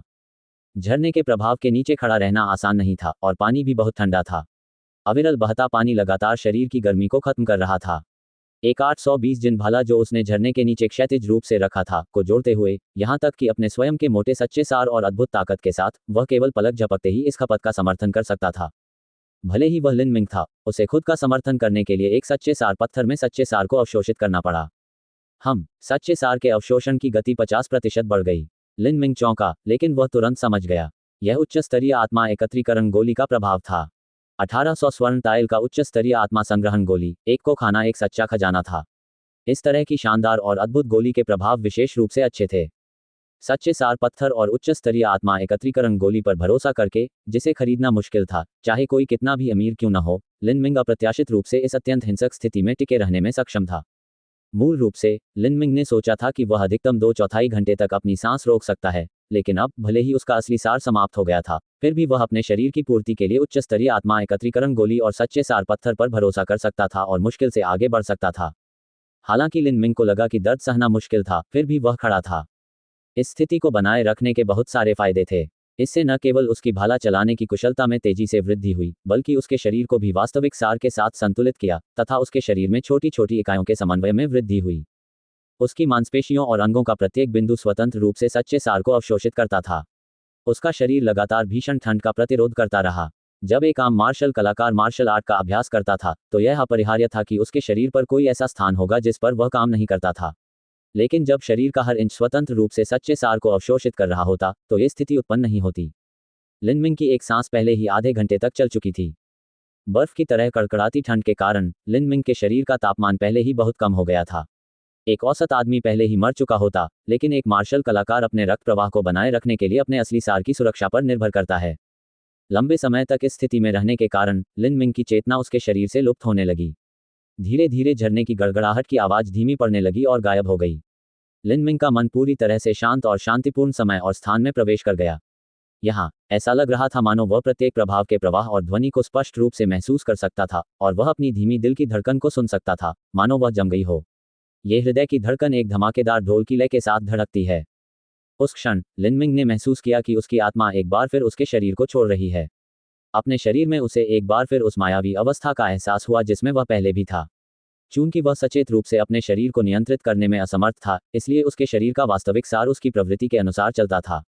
इस प्रकार का परिसंचरण मार्ग उस समय की तुलना में जब लिनमिंग स्वयं अपने वास्तविक सार को नियंत्रित कर रहा था, कहीं अधिक परिपूर्ण था। लिनमिंग को पता नहीं था, लेकिन यह अवस्था मार्शल इंटेंट का प्रारंभिक रूप थी। लिनमिंग को पता नहीं था, लेकिन यह अवस्था मार्शल इंटेंट का प्रारंभिक रूप थी। पिछली बार जब लिनमिंग ने इस रहस्यमय साधना अवस्था में प्रवेश किया था तो वह सच्चे आदिम अराजकता सूत्र की पूर्ण प्रथम परत तक पहुंच गया था। इसके बाद लिनमिंग फिर से इस साधना अवस्था में प्रवेश नहीं कर सका। लेकिन इस बार उच्च स्तरीय आत्मा एकत्रीकरण गोली और सच्चे सार पत्थर के एक साथ संयोजन के प्रभावों पर भरोसा करते हुए और बर्फीले तालाब झरने की कठिनाई के 9वें स्तर में लंबे समय तक रहने के बाद ताकि उसकी चेतना का विस्तार हो, लिनमिंग ने एक बार फिर मार्शल इरादे के इस अल्पविकसित रूप में प्रवेश किया था। यद्यपि लिनमिंग का मार्शल इरादा अपूर्ण था और यह प्राचीन ग्रंथों में वर्णित अचानक ज्ञान जितना अतिरंजित नहीं था, लेकिन यह अभी भी लिनमिंग को महान लाभ पहुंचाने में सक्षम था। इस प्रकार के सैन्य इरादे के तहत उनकी साधना और स्तर तेजी से बढ़ रहा था। मार्शल इरादा अपने आप में एक टालमटोल वाली स्थिति थी। इसका किसी की अपनी बुद्धि या योग्यता से कोई लेना देना नहीं था, ये केवल व्यक्ति की अपनी सचेत इच्छा के बारे में था। लिनमिंग के पास मार्शल आर्ट के प्रति अविश्वसनीय और दुर्लभ रुचि थी। इसके आधार पर वह धीरे धीरे मार्शल इरादे की प्रारंभिक विधि का पता लगाने में सक्षम था। इसी तरह 2 घंटे बीत गए। लिनमिंग की नियुक्ति का समय पूरा हो गया था। जी डोंग ने देखा कि लिनमिंग अभी भी अपनी नियुक्ति के समय तक बाहर नहीं निकला था, इसलिए उसने उसे याद दिलाने के लिए सरनी में प्रवेश किया। जैसे ही वह सरनी में प्रवेश किया, उसने देखा कि लिनमिंग झरने के नीचे दोनों आंखें बंद करके चुपचाप बैठा था। उसकी सांस लंबी, लगभग रुकी हुई थी। वह मृत व्यक्ति की तरह निश्चल था। जैसे ही उसने ये देखा, जी डोंग की आंखें उछल गईं। उन्होंने 7 गहन मार्शल हाउस में कई वर्ष बिताए थे और बड़ी संख्या में प्राचीन ग्रंथों को पढ़ा था जिनमें विविध विषयों पर चर्चा की गई थी। वह जानता था कि लिनमिंग को वर्तमान में मार्शल आर्ट का चरम स्तर तक अभ्यास करना चाहिए। उस स्थिति में यदि वह इन परिस्थितियों में मार्शल आर्ट का अभ्यास करता तो उसकी प्रगति तेजी से होती। नहीं, कुछ गलत है। भले ही उसने मार्शल आर्ट का इतना उत्साहपूर्वक अभ्यास किया हो, फिर भी उसकी सांसें रुकी हुई नहीं होनी चाहिए। ये निश्चित रूप से सामान्य नहीं है। जूनियर प्रशिक्षु भाईलिन की स्थिति है। जी डोंग की आंखें तेज थीं। अगर उसने लिनमिंग के शरीर से निकलने वाले गाढ़े और समृद्ध सच्चे सार को नहीं देखा होता तो उसने सोचा होता कि लिनमिंग की मौत जमकर हो गई है। क्या ये सैन्य इरादा? जी डोंग को अचानक प्राचीन ग्रंथों में सैन्य इरादे के बारे में उल्लेख याद आ गया। किंवदंतियों में कुछ व्यक्ति अपनी स्वयं की साधना अवस्था में प्रवेश करने में सक्षम थे, जिसे मार्शल इंटेंट कहा जाता था। जब वे इस अवस्था में खेती करते थे तो वे एक दिन में 10,000 मील तक प्रगति कर सकते थे। लिंगसेन को एक सैन्य इरादे का आभास हो गया था। जो व्यक्ति ऐसा कर सकता था, उसके पास आमतौर पर मार्शल आर्ट के प्रति इतनी गहरी रुचि होती थी कि वह एक सामान्य व्यक्ति से कहीं अधिक आगे निकल जाता था। ये सोचते ही जी डोंग को अचानक ज्ञान की प्राप्ति हुई। कोई आश्चर्य नहीं कि लिनमिंग की ताकत इतनी तेजी से बढ़ी थी। लिनमिंग का अपना मार्शल इरादा था। यह असाधारण था। यह जानना आवश्यक था कि जो लोग मार्शल इरादे को समझ चुके थे, उनमें सामान्यतः मार्शल आर्ट के प्रति उत्कृष्ट हृदय था, लेकिन इसकी कोई गारंटी नहीं थी कि मार्शल आर्ट के प्रति उत्कृष्ट हृदय वाला व्यक्ति मार्शल इरादे को समझ भी सकेगा। युद्ध संबंधी इरादे को समझने के लिए व्यक्ति के पास सबसे अधिक भाग्य होना चाहिए। यह उनके पास आना ही चाहिए, वे इसकी खोज नहीं कर सकते। इस समय एक अन्य शिष्य बर्फीले तालाब झरने के बाहर आ गया था। धन्यवाद वरिष्ठ प्रशिक्षु भाई। यदि सरनी खाली है तो कृपया मुझे कठिनाई का 7वां स्तर खोलने में मदद करने का कष्ट करें। हे, हाल ही में मेरी हालत बहुत अच्छी है और मैंने काफ़ी प्रगति की है। आज मुझे लगता है कि मैं एक उच्च कठिनाई को चुनौती देना चाहता हूँ। यह भले ही वह बर्फीले तालाब झरने के लिए जिम्मेदार था, जीडोंग थोड़ा अनिच्छुक था। जूनियर प्रशिक्षु भाई सन, सरनी अभी तक खाली नहीं हुई है। मम, सन जिंग ने थोड़ा सा भौहें सिकोड़ी। 7 प्रमुख संहारक समूहों में समय बहुमूल्य था। नियुक्ति हमेशा सटीक होती थी, 1 मिनट या 1 सेकंड भी चूकना संभव नहीं था, अन्यथा लोगों को बड़ा नुकसान उठाना पड़ता। जीडोंग का मुख्य कार्य शिष्यों को याद दिलाना था ताकि वे पहले ही बाहर आ जाएं। वरिष्ठ प्रशिक्षु भाई, ये तो कुछ ज्यादा ही हो गया। यदि मैं समय खो दूं तो मैं क्या करूंगा? अंदर कौन है? सन जिंग ने कुछ असंतोष के साथ पूछा। ये स्पष्ट था कि यह जीडोंग विपरीत पार्टी का पक्षधर था, लेकिन वह उसका बुरा पक्ष नहीं दिखाना चाहता था। जीडोंग आईसी पॉन्ड जलप्रपात के लिए जिम्मेदार थे। अगर उसने जीडोंग को नाराज किया तो उसे भविष्य में परेशानी हो सकती है। ये अंदर जूनियर प्रशिक्षु भाई लिन मिंग हैं, जीडोंग ने कहा। लिन मिंग। सन जिंग अचानक आंखें खोलकर देखने लगा और उसका गला भर आया। लिन मिंग का नाम पूरे स्काई फॉर्चून सिटी में एक स्वर्गीय गड़गड़ाहट की तरह फैल गया था, जो 7 गहन मार्शल हाउस में हर किसी के कानों में गूंज रहा था। वह लिंग सेन, ताकू और अन्य लोगों से भी अधिक प्रसिद्ध था। यदि वह वास्तव में 1 महीने में झुयान को हरा सकता है, तो वह सबसे असामान्य रूप से राक्षसी प्रतिभा होगी जिसे पिछले 100 वर्षों में 7 गहन मार्शल हाउस ने कभी देखा था। ऐसे व्यक्ति को भड़काने के बारे में सोचने की हिम्मत भी कौन करेगा? सन जिंग ने अपना असंतोष छिपाने के लिए जल्दी की। तो ये जूनियर प्रशिक्षु भाई लिन था। हाँ, अगर मैं वरिष्ठ प्रशिक्षु भाई से पूछूं तो वह कब बाहर आएगा? हालांकि अब वह क्रोधित नहीं था, फिर भी वह चिंतित था। जीडोंग ने कहा, मैं इस बारे में स्पष्ट नहीं हूं। कनिष्ठ प्रशिक्षु भाई लिन संभवतः किसी अजीब साधना अवस्था में प्रवेश कर गए हैं। खैर, आज मुझे जूनियर अप्रेंटिस भाई सन के लिए बहुत खेद है। जब जूनियर अप्रेंटिस भाई लिन बाहर आएगा तो मैं उससे आपके समय के लिए आपको पारिश्रमिक दिलवाऊंगा। जीडोंग ने सैन्य इरादे का उल्लेख नहीं किया। आखिरकार वह अपने निर्णय के प्रति आश्वस्त नहीं था। सन जिंग ने सहमति में सिर हिलाया। अधिकांश लोग अपनी मुलाकात का समय अचानक बदलने के लिए तैयार नहीं होंगे, लेकिन चूंकि जो व्यक्ति अपना समय ले रहा था वह लिन मिंग था, इसलिए यह एक अलग मामला था। सन जिंग ने एक पल सोचा और फिर कहा, चूंकि जूनियर प्रशिक्षु भाई लिन इतने उत्साह से अपनी मार्शल आर्ट का अभ्यास कर रहे हैं, इसलिए मुझे उन्हें अपना समय देना चाहिए। वह खांसी। अगर वरिष्ठ प्रशिक्षु भाई बाद में मेरा नाम लेना याद रख सकें तो ये बहुत अच्छा होगा। सन जिंग लिन मिंग के साथ कुछ एहसान करना चाहता था। लिन मिंग को कुछ अभ्यास का समय उधार देना एक छोटा सा उपकार ही माना जा सकता है। हाँ, स्वाभाविक रूप से, जीडोंग ने कहा। वह निश्चित रूप से सुन जिंग के विचारों को समझता है। इस तरह लिन मिंग ने उस विशेष अवस्था में साधना जारी रखी। वह एक सांस 4 घंटे तक बढ़ गई थी। जब वह अचानक उस रहस्यमय साधना अवस्था से जागा तो लिन मिंग आश्चर्यचकित रह गया। वह कितने समय से खेती कर रहा था? जब वह आईसी पॉन्ड वाटरफॉल से बाहर निकला तो सूरज पश्चिमी आकाश में पहले से ही काफी ऊपर था। क्या ये दोपहर का समय था? कम से कम 3 या 4 घंटे तो बीत ही गए होंगे। जूनियर प्रशिक्षु भाई लिन, आप अंततः बाहर आ गए। जीडोंग जल्दी से उनका अभिवादन करने के लिए दौड़ा। मैंने कुछ समय पहले देखा था कि जूनियर प्रशिक्षु भाई लिन गहन साधना अवस्था में थे, इसलिए मैंने आपको नहीं बुलाया। मुझे उम्मीद नहीं थी कि आप 3.5 घंटे तक रुकेंगे। 3.5 घंटे? फिर मैंने अपनी नियुक्ति का समय गुजारा। हाँ, मैंने सबको रोक रखा है, लेकिन बाद में जूनियर अप्रेंटिस भाई लिन को समय चुकाना होगा। उस तरह? अच्छा, ऐसा है। मुझे वास्तव में वरिष्ठ प्रशिक्षु भाई को मेरी मदद करने के लिए धन्यवाद देना चाहिए। लिन मिंग ने कभी नहीं सोचा था कि एक दिन ऐसा भी आएगा जब उसे इतना विशेष व्यवहार दिया जाएगा। वह भावुक होकर बोला, 7 गहन मार्शल हाउस में शक्ति ही सब कुछ थी। यदि आपके पास ताकत थी तो आपके पास विशेषाधिकार था। यदि आप कमजोर होते तो हर कोई अपने पैरों तले आपको कुचल देता। हाँ, ये तो छोटी सी बात है, बताने लायक नहीं है। जूनियर प्रशिक्षु भाई लिन, ऐसा प्रतीत होता है कि कुछ क्षण पहले आप कुछ अजीब स्थिति में प्रवेश किया। मुझे एहसास हुआ कि जूनियर अप्रेंटिस भाई लिन की सांस लगभग रुक गई थी। हम इसे करें। मुझे किसी भी चीज का ज्यादा एहसास नहीं था। लिन मिंग को उस अलौकिक अवस्था की पूरी समझ नहीं थी जिसमें वह कुछ क्षण पहले था। वह केवल इतना जानता था कि जिस साधना अवस्था में वह था, वह उसकी अपनी साधना के लिए बहुत लाभदायक थी। जीडोंग ने थोड़ा हिचकिचाते हुए कहा, जूनियर प्रशिक्षु भाई लिन, अगर वरिष्ठ प्रशिक्षु भाई ने गलत अनुमान नहीं लगाया है, तो आप जिस अजीब स्थिति में थे वह संभवतः एक प्रकार का मार्शल इरादा हो सकता है। युद्ध संबंधी इरादा? लिन मिंग थोड़ा स्तब्ध था। ये पहली बार था जब उसने ऐसी अवधारणा के बारे में सुना था। मार्शल इरादा? मैं इस मामले पर बहुत स्पष्ट नहीं हूं, लेकिन मुझे पता है कि बहुत कम मार्शल कलाकार हैं जो मार्शल इरादे रखते हैं। इसे समझना संयोग और अवसर पर निर्भर करता है। मार्शल आर्ट में गहरी रुचि रखने वाले मार्शल कलाकार के इसे समझने की संभावना अधिक होती है। जूनियर प्रशिक्षु भाई लिन के पास मार्शल आर्ट के प्रति सचमुच अटूट और अतुलनीय रूप से शुद्ध हृदय है, यहां तक कि जूनियर प्रशिक्षु भाई लिंग भी आपकी तुलना नहीं कर सकता। आपको पता होना चाहिए कि जूनियर प्रशिक्षु भाई लिंग ने भी अपने स्वयं के मार्शल इरादे को समझ लिया है और इसीलिए वह इतना भयंकर है।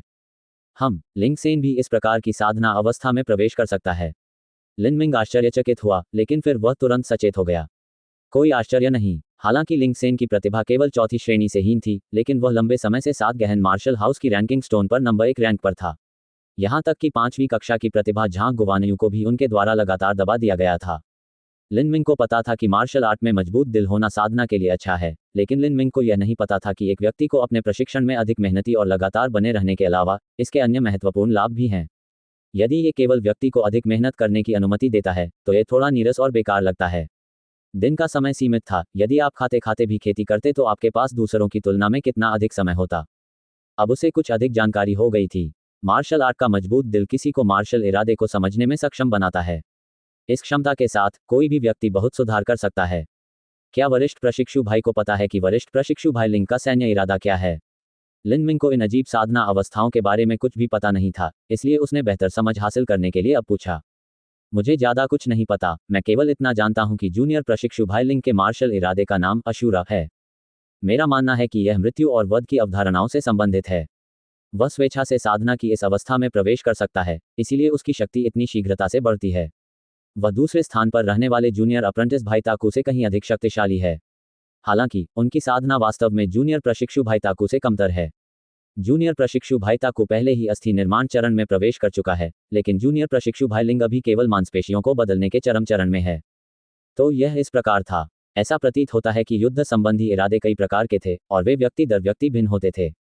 लिन मिंग को आश्चर्य हुआ कि लिंग सेन के आशूरा की तुलना में उसका आकाशीय मार्शल इरादा कैसा है। क्या ये बेहतर होगा या बदतर? जैसे ही वह अपने निवास पर लौटा, लिन मिंग को ऐसा महसूस हुआ जैसे उसका शरीर एक निगल की तरह हल्का हो गया था। 3.5 घंटे तक लगातार उच्च शक्ति वाली साधना के बाद भी उन्हें थकावट का कोई एहसास नहीं हुआ। अपनी पीठ पर भेदक इंद्रधनुष को ढोना भी हल्का महसूस हुआ और इससे लिन मिंग की किसी भी गति में बाधा नहीं आई। अपने 3.5 घंटे के प्रशिक्षण के दौरान मैं ट्रू प्राइमल कैस फॉर्मूला के दूसरे स्तर तक नहीं पहुंच पाया, लेकिन मुझे लगा कि मैंने दहलीज को छू लिया है। यदि मैं पुनः आकाशीय मार्शल इरादे की स्थिति में प्रवेश कर सकूं, तो मुझे पूर्ण सफलता प्राप्त करने में सक्षम होना चाहिए। जब वह समय आएगा, मेरी ताकत में भारी उछाल आएगा और मैं शायद लिंग सेन से बहुत दूर नहीं रहूंगा। क्योंकि मैं अराजक गुणों का मुकाबला करने वाले मेरिडियन की खेती करता हूं, ताकत मेरा मजबूत पक्ष है, लेकिन ताकत किसी की युद्ध क्षमता की संपूर्णता का प्रतिनिधित्व नहीं करती है। मुझे आश्चर्य है कि लिंग सेन की मजबूत बात क्या है। चूंकि लिंग सेन किसी भी समय आशुरा मार्शल इंटेंट अवस्था में प्रवेश कर सकता है, मुझे आश्चर्य है कि मैं भी जब चाहूं ईथर मार्शल इंटेंट अवस्था में प्रवेश कर पाऊंगा। अल्पविराम। जैसे जैसे लिन मिंग की साधना में तेजी से वृद्धि हुई, झू यान भी उसी तरह नारकीय साधना व्यवस्था को आगे बढ़ा रहा था। ये कहना अतिशयोक्ति नहीं होगी कि 1 महीने बाद होने वाला मुकाबला उसके जीवन का सबसे महत्वपूर्ण मुकाबला होगा। वह कतई नहीं हार सकता था। झू यान ने एक लंबी तलवार पकड़ी हुई थी और तलवार की रोशनी उसके चारों ओर एक चमकीले मकड़ी के जाले की तरह थी। उसके सामने ऊर्जा से बने सुनहरे सैनिक एक एक करके आते ही फट पड़े। धातु, लकड़ी, जल, अग्नि, पृथ्वी, वायु और वज्र की 7 प्रमुख संहारक व्यूह रचनाओं में से यह व्यूह रचना धातु का प्रतिनिधित्व करती थी। ये गोल्डन सोल्जर हॉल था। 10,000 संहारक व्यूह और उत्कृष्ट पैगोडा में परीक्षणों में जिन शत्रुओं का सामना किया गया वे केवल भ्रम थे। बाहर वास्तव में किसी को परेशान नहीं किया जाएगा या यहाँ तक कि उसे हिलाया भी नहीं जाएगा। लेकिन 7 प्रमुख हत्याएं अलग थीं, वे वास्तविक हत्याएं थीं। सभी सुनहरे सैनिक वास्तविक रूप थे जिन्हें ऊर्जा द्वारा आकार दिया गया था। यहाँ यदि कोई सावधान न रहे तो वह घायल हो सकता है। व्यूह में स्वयं भी सीमित चेतना थी और व्यूह में स्थिति का आकलन करने की क्षमता भी सीमित थी। यदि उन्हें ये लगता कि व्यूह में स्थिति बहुत गंभीर है तो वे स्वतः ही आक्रमण बंद कर देते थे। लेकिन परीक्षणों के इतिहास में ऐसे लोग भी रहे हैं जो गंभीर रूप से घायल हुए और ऐसे भी लोग रहे हैं जो दुर्घटनावश मारे गए। बेशक मरने वाले लोग अल्पसंख्यक थे, इसलिए गोल्डन सोल्जर लिंग सेन के आशुरा की तरह साधना में सुधार लाने में उतना प्रभावी नहीं था। वरिष्ठ प्रशिक्षु भाई बहुत ही उग्र हैं। वह कठिनाई के 10वें स्तर पर था, लेकिन वह इतने लंबे समय तक अंदर ही रहा। हम 3/4 घंटा हो चुका है।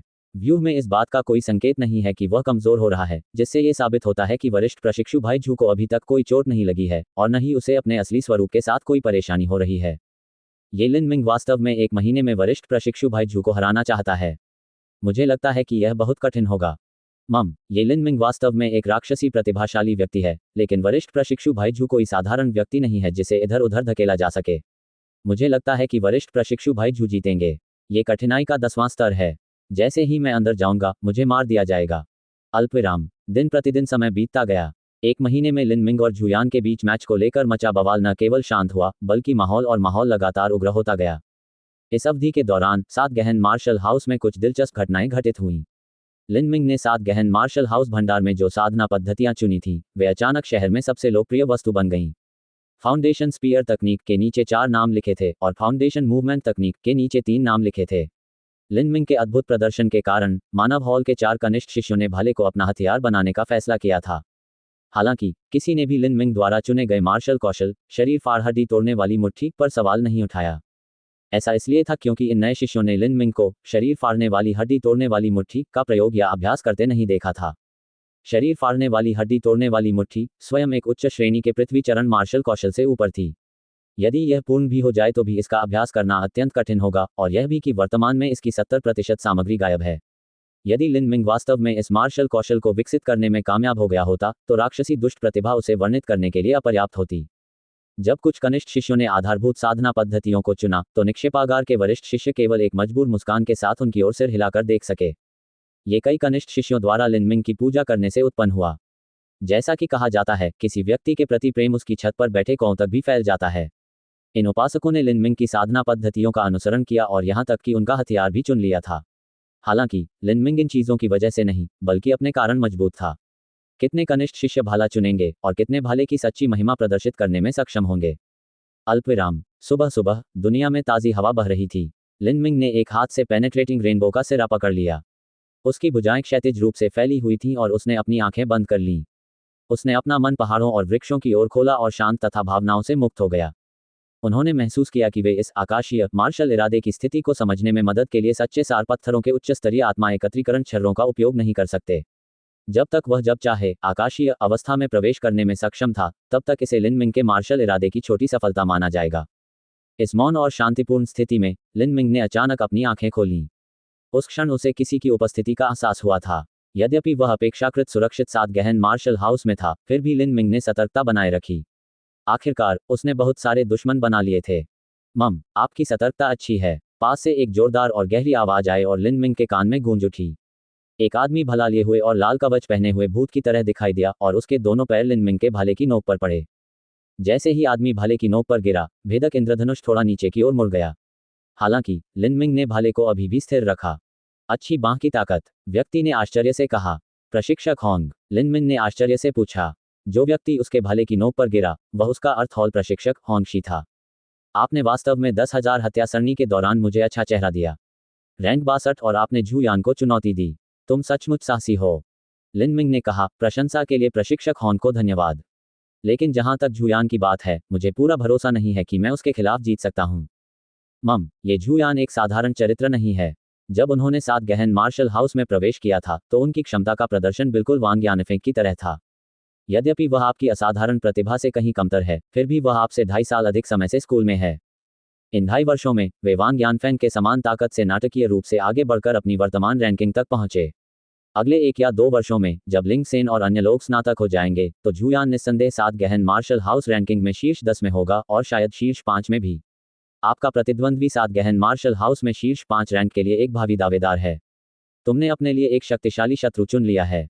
लिन मिंग स्वाभाविक रूप से जानता था कि होंगशी यह सब क्यों कह रहा था। उन्होंने कहा। प्रशिक्षक होंग, मैं झू यान की ताकत को समझता हूँ। मैं ये भी जानता हूँ कि 1 महीने में उनसे आगे निकलना निश्चित रूप से कठिन होगा। ये तभी हुआ जब डीकन सीनियर अप्रेंटिस भाई ने मुझसे पूछा कि मैं किसे और कब चुनौती देना चाहता हूँ। मेरे दिल में झू यान को चुनौती देने की तीव्र इच्छा थी। मैं इस विचार को दबाना नहीं चाहता था, इसलिए मैंने अपने स्वभाव का पालन करने का फैसला किया और झू यान को चुनौती दी। हाँ, अच्छा, यह मेरे स्वभाव के साथ चलने जैसा अच्छा है। जो लोग मार्शल आर्ट का अभ्यास करते हैं उन्हें अपनी प्रकृति और इच्छाओं का पालन करना चाहिए। जब आप अपने मन और विचारों से संतुष्ट होंगे तभी आपकी नाड़ियां साफ होंगी और आपका सच्चा सार निर्बाध प्रवाहित होगा। आपका चुनाव अच्छा है, इसमें साहस है। आज से मैं तुम्हें भाला चलाने की कला सिखाऊंगा। अगर मैं आपका प्रशिक्षक हूं तो मैं नहीं चाहता कि मेरे अधीन कोई भी सैनिक दूसरों से हारे।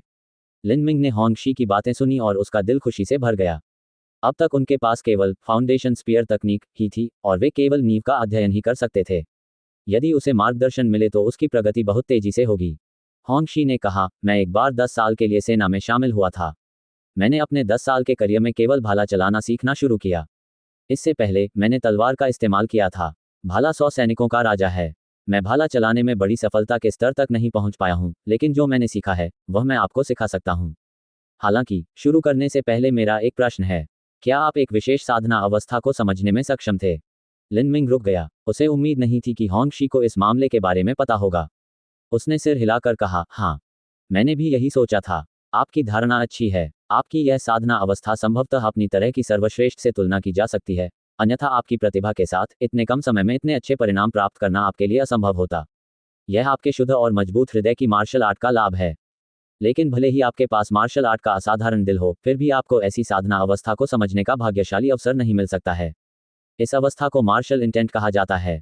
जिन लोगों में युद्ध करने की भावना होती है वे बहुत कम हैं। यहाँ तक कि 7 प्रोफाउंड मार्शल हाउस जैसी जगह में जहाँ प्रतिभाएं एकत्रित होती हैं, पिछले कई दर्जन वर्षों में केवल लिंगसेन ही रहा है। मुझे उम्मीद नहीं थी कि अब तुम भी वहाँ होगे। ओह, इतने कम। लिनमिंग को अचानक समझ आ गया। इसमें कोई आश्चर्य नहीं कि उसने इसके बारे में पहले कभी नहीं सुना था।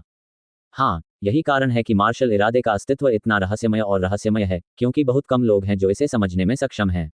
प्राचीन ग्रंथों में इसका अधिक वर्णन नहीं है, और केवल इतना ही नहीं, बल्कि प्रत्येक मार्शल कलाकार का मार्शल इरादा एक जैसा नहीं होता, प्रत्येक का प्रभाव अलग होता है। लिनमिंग ने कहा, प्रशिक्षक, मुझे समझ नहीं आया। चूंकि वरिष्ठ प्रशिक्षु भाई लिंग ने मार्शल इरादे जैसे दुर्लभ कौशल को समझ लिया है और उनकी ताकत पूरे आकाश भाग्य साम्राज्य में उनके साधना चरण के भीतर अजेय होने के रूप में जानी जाती है, तो उन्हें मुख्य शिष्य के रूप में क्यों नहीं चुना गया? 7 गहन मार्शल हाउस के मुख्य शिष्य किस प्रकार की राक्षसी प्रतिभाएं हैं? होंगशी ने कहा, 7 गहन घाटियों के लोगों ने लिंगसेन पर सावधानीपूर्वक ध्यान दिया है। हालांकि मुख्य शिष्य के रूप में चुने जाने के लिए उन्हें एक परीक्षा उत्तीर्ण करनी होगी। लिंगसेन अंततः निरीक्षण में सफल नहीं हो सका, इसलिए उसे अस्वीकार कर दिया गया। वह केवल एक कदम चूक गया था। परीक्षा। ये सुनकर लिनमिंग का दिल द्रवित हो गया। हाँ, कुछ लोग 7 गहन मार्शल हाउस के कठोर मानकों के अनुरूप नहीं होते हैं और एक परीक्षा के माध्यम से एक मुख्य शिष्य बनना चाहते हैं। जब लिनसेन ने परीक्षा का सामना किया था तो उन्हें उसी उम्र के किसी व्यक्ति या अधिक उम्र के मूल शिष्य को हराना था और 17 वर्ष की आयु तक शरीर परिवर्तन के चौथे चरण के शिखर तक पहुंचना था। लिंगसेन एक मुख्य शिष्य को हराने में सक्षम था जो उससे आधा साल बड़ा था। दुर्भाग्यवश उनकी साधना 17 वर्ष की आयु से पहले शरीर परिवर्तन के चौथे चरण तक पहुंचने में असमर्थ रही और इस कारण वे असफल हो गए। क्या यह इसलिए है क्योंकि वरिष्ठ प्रशिक्षु भाई लिंग की साधना प्रतिभा काफी अच्छी नहीं थी? हाँ, जैसा कि मैंने कहा, मार्शल इरादे कई प्रकार के होते हैं। लिंगसेन का मार्शल इरादा आशुरा है। आशुरा युद्ध के मैदान में वह अंतहीन वध और युद्ध का अनुभव कर सकता है। इस तरह के मार्शल इरादे के साथ मुख्य कार्य एक मार्शल कलाकार की प्रवृत्ति, विस्फोटक बल और मारक क्षमता को बढ़ाना है। हालांकि ये वास्तव में एक मार्शल कलाकार की साधना में सुधार करने के लिए उपयोगी नहीं है, लेकिन यह बाधाओं को दूर करने में कुछ लाभ प्रदान करता है। होंगशी ने अफसोस जताते हुए यह बात कही, एक मार्शल कलाकार की युद्ध कौशल और साधना 2 अलग अलग मामले हैं।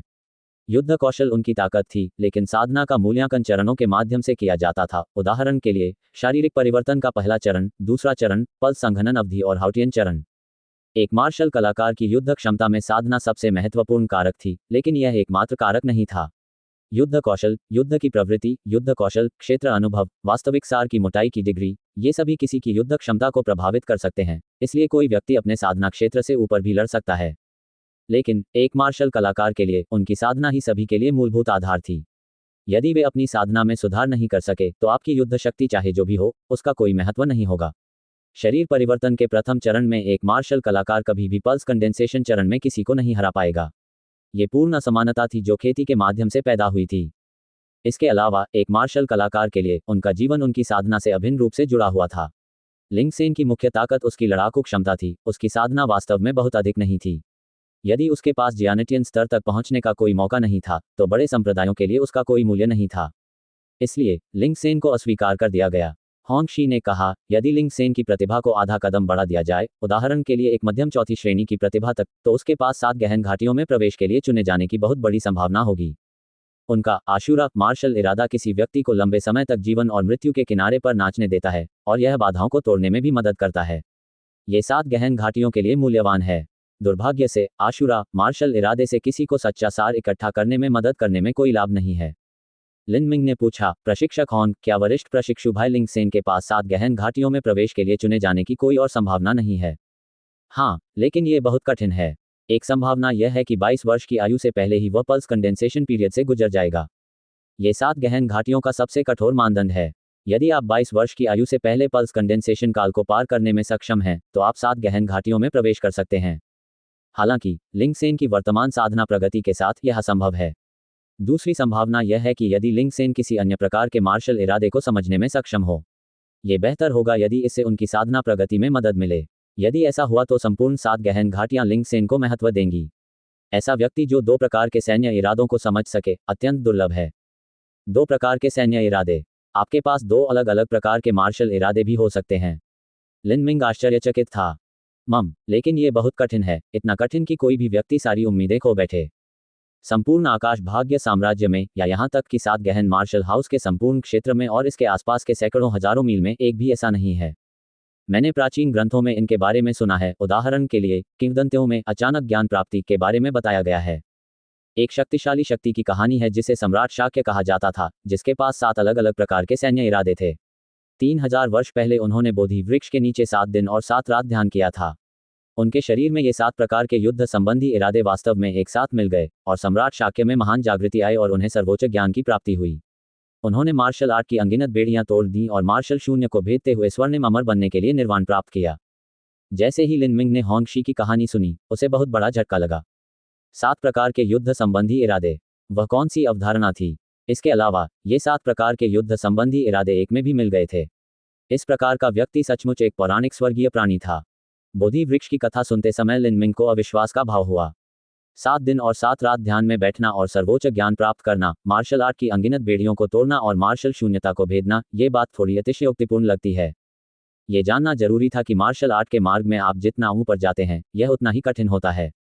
कुछ लोगों को अक्सर किसी बाधा को पार करने में 100 साल से भी अधिक समय लग जाता है। लेकिन सम्राट शाक्य ने वास्तव में युद्ध कला की बाधाओं को तोड़ दिया था और एक ही बार में अनगिनत चरणों तक ऊपर उठ गए थे। क्या ये बकवास नहीं था? लेकिन जैसे ही उसने होंग शी की कहानी सुनी, लिन मिंग को विश्वास होने लगा। 7 प्रकार के युद्ध संबंधी इरादों को एक में मिला देना, यह विचार ही बहुत भयानक था। होंग शी ने कहा, लिन मिंग, मुझे अपने सैन्य इरादे के बारे में बताओ ताकि मैं निर्धारित कर सकूं कि यह किस प्रकार का है। यह आपके भविष्य के विकास के लिए बहुत महत्वपूर्ण होगा। लिन मिंग ने सिर हिलाया और अपने आकाशीय मार्शल इरादे का वर्णन करना शुरू किया। होंग शी ने इस पर विचार किया और फिर कहा, ये आकाशीय मार्शल इरादा जो आपके पास है, वह एक ऐसा प्रकार होना चाहिए जो आपकी साधना को बढ़ाए। आपकी चेतना आपके शरीर को छोड़ देती है और आपका सच्चा सार स्वतः ही अपनी प्रवृत्ति के अनुसार घूमने लगता है। इससे सच्चा सार आपके शरीर के भीतर एक आदर्श परिसंचरण पथ प्राप्त कर सकता है। मार्शल इरादे के कई प्रकार हैं और वे व्यक्ति दर व्यक्ति अलग अलग होते हैं और उनके बारे में बहुत अधिक रिकॉर्ड भी नहीं है। मैंने पहली बार आपके इस प्रकार के सैन्य इरादे के बारे में सुना है। मैं इसके विशिष्ट प्रभावों का आकलन नहीं कर सकता, लेकिन ये देखते हुए कि आपकी साधना किस प्रकार तेजी से बढ़ती है, प्रभाव बहुत अच्छा होना चाहिए। आपका मार्शल इरादा भी लिंग सेन से बेहतर होना चाहिए। हो सकता है कि आपको 7 गहन घाटियों में एक मुख्य शिष्य के रूप में चुने जाने की भी संभावना हो। निश्चित रूप से लिंग सेन की तरह आपको भी परीक्षा से गुजरना होगा। ये परीक्षा कठिन है, ये स्वर्ग की इच्छा के विरुद्ध जाने की आपकी सैन्य मंशा पर निर्भर करेगा। मुख्य शिष्य, लिन मिंग ने चुपचाप सोचा। मुख्य शिष्य, लिन मिंग ने चुपचाप सोचा। लिन मिंग को लगा कि 7 गहन घाटियां एक विशाल रक्त चूसने वाले पिशाच की तरह थीं, जिसने कई लाख मील के दायरे में सभी खेती के संसाधनों को निचोड़ लिया था। उन्होंने छोटे देशों के मार्शल कलाकारों को सभी साधना संसाधनों से वंचित कर दिया और इस प्रकार एक मार्शल कलाकार के लिए हावेन चरण में एक छोटा सा कदम भी रखना मुश्किल हो गया। 7 गहन घाटियों ने अपने नियंत्रण में आने वाले विभिन्न देशों में 7 गहन युद्ध गृह खोले। अपनी श्रेष्ठ स्थिति के साथ उन्होंने सबसे उत्कृष्ट प्रतिभाओं को संसाधन और साधना पद्धतियां प्रदान की ताकि वे उनका उपयोग कर सकें। लेकिन इन छोटे देशों के राज परिवारों को ये बात अच्छी तरह मालूम थी।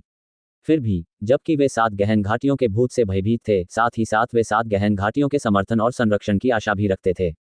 इसलिए वे अपने देश के संसाधनों को दोनों हाथों से झुकाकर उन्हें देने को तैयार थे। इसके कारण इन देशों में शेष बचे कुछ संसाधनों की कीमतें आसमान छूने लगीं। लिन मिंग की स्थिति में भले ही उसके पास प्रतिभा थी, लेकिन उसकी पारिवारिक परिस्थितियों के कारण उसके पास मार्शल आर्ट सीखने के लिए पैसे नहीं थे। 7 गहन घाटियों और आकाश भाग्य साम्राज्य के बीच बने परजीवी रिश्ते के बीच लिन मिंग को पूरी तरह से असहज महसूस हो रहा था। यदि 7 गहन घाटियां न होती, तो यदि मैं मार्शल आर्ट का अभ्यास करना चाहता, तो इससे मेरे परिवार पर इतना बड़ा बोझ नहीं पड़ता। 7 गहन घाटियां, इतनी घृणित, लिन मिंग ने सोचा। वह ऐसा कहना चाहता था, लेकिन उसने अपनी जबान रोक ली। अगर मैं मार्शल आर्ट के उच्च क्षेत्रों तक पहुंचना चाहता हूं, तो मुझे वास्तव में एक मुख्य शिष्य बनना होगा। अन्यथा मेरे पास ऐसा करने के लिए संसाधन नहीं होंगे। जब तक मुझ में बोलने की ताकत नहीं आ जाती, तब तक सभी इंतजार करेंगे। ठीक है लिन मिंग, जो बातें मैं तुम्हें याद दिलाना चाहता था, वे पहले ही बताई जा चुकी हैं। आपकी श्रेष्ठता आपकी मार्शल आर्ट की समझ में निहित है, लेकिन वर्तमान युद्ध क्षमता के संदर्भ में आप झू यान की तुलना नहीं कर सकते। सबसे महत्वपूर्ण बात यह है कि आपके पास कोई मार्शल कौशल नहीं है। आपने झांग कैंग को सबसे बुनियादी फ्लड ड्रैगन गोज टू सी के साथ हराया। पहले तो मैं नहीं चाहता था कि आप शरीर फाड़ने वाली हड्डी तोड़ने वाली चीज को पहले चुनें, लेकिन आप बहुत जिद कर रहे थे। अब एक और मार्शल कौशल सीखने के लिए बहुत देर हो चुकी है। लेकिन जो हो गया सो हो गया। एक मार्शल कलाकार को अपनी प्रकृति और इच्छाओं का स्वतंत्र रूप से अनुसरण करना चाहिए। चाहे कुछ भी हो, आपको अपने निर्णय पर पछतावा नहीं करना चाहिए। अगर आपने अपना मन बदल लिया होता तो आपका हृदय संतुष्ट नहीं होता, तब वह खुला भी नहीं होता। अब मैं आपके आधारभूत भाला कौशल को निखारना चाहता हूं और चाहता हूं कि आप उन आधारभूत भाला कौशल का उपयोग झुयान को हराने के लिए करें। हालांकि मैं अब आपको ये बताऊंगा, झुयान पहले से ही 3 प्रकार के मार्शल कौशल में निपुण है। आपको तैयार रहना होगा। लिन मिंग ने सिर हिलाया और कहा, समझ गया प्रशिक्षक होंग। अब मुझ पर हमला करो। मुझे आपके भाला कौशल पर एक अच्छी नज़र डालने दो, तब तो मैं असभ्य हो जाऊंगा। लिन मिंग ने अपना हाथ झटका और पेनेट्रेटिंग रेनबो उसकी पकड़ में आ गया। उसकी शक्ति के एक झटके के साथ भाले की नोक अप्रत्याशित रूप से कांपने और गुनगुनाने लगी। गहरे बैंगनी रंग का लोचदार लोहा अत्यधिक कठोर और प्रतिरोधी था, यहां तक कि यदि हल्का सा कंपन भी होता तो वह मांसपेशियों को मोड़ने और हड्डियों को तोड़ने के लिए पर्याप्त होता।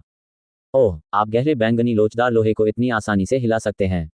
अच्छी ताकत। होंगशी हंसा और अपनी पीठ पर लटकाया हुआ लंबा भाला भी लहराया। बार ड्रैगन समुद्र में जाता है, लिन मिंग चिल्लाया। दोनों हाथों से भाला पकड़ लिया और अचानक एक हरकत के साथ उसने भाला आगे की ओर फेंक दिया। जैसे ही भाला बाहर गया, लिन मिंग की भव्य आभा अचानक बढ़ गई।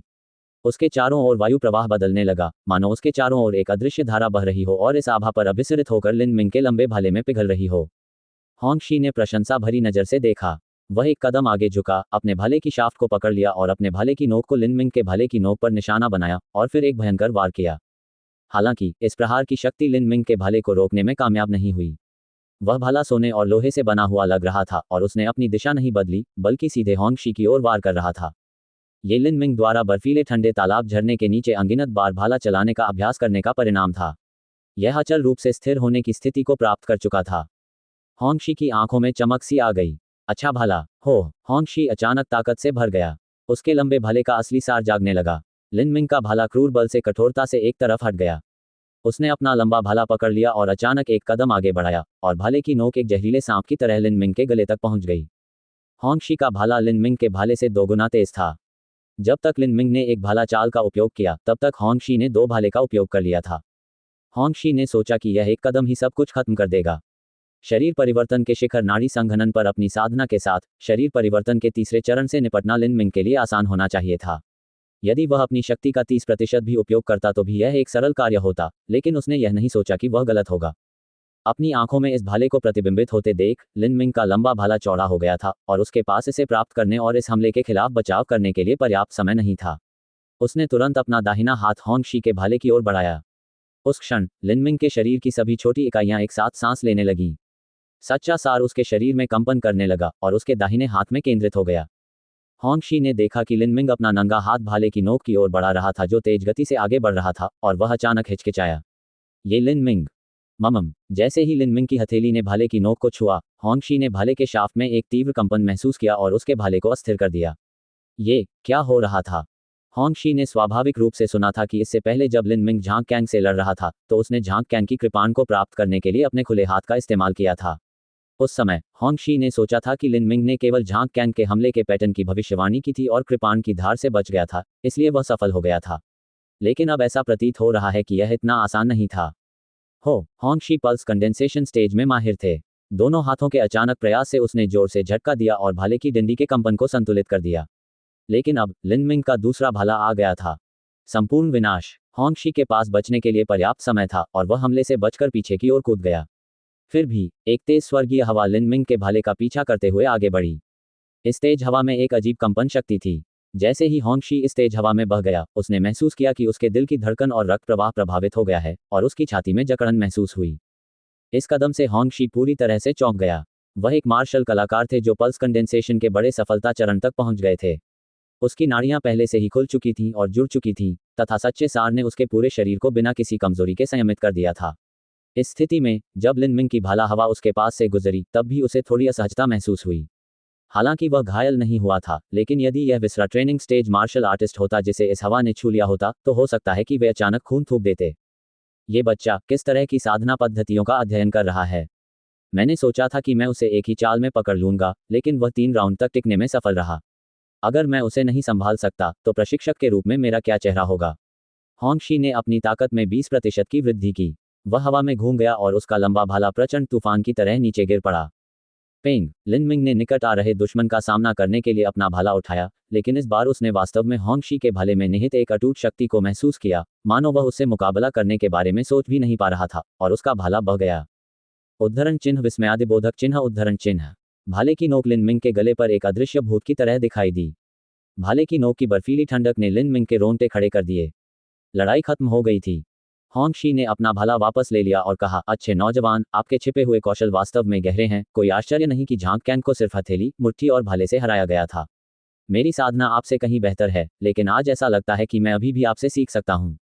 होंगशी ने लिनमिंग को ऊपर से नीचे तक देखा और उसका आंकलन किया।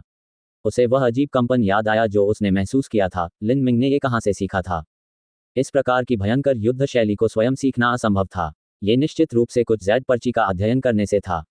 लिनमिंग ने डिपॉजिटरी से जो 3 जेड स्लिप्स चुनी थी, उनके बारे में सोचते हुए, वे थे फाउंडेशन स्पीयर तकनीक, फाउंडेशन मूवमेंट तकनीक और body tearing bone shattering fist.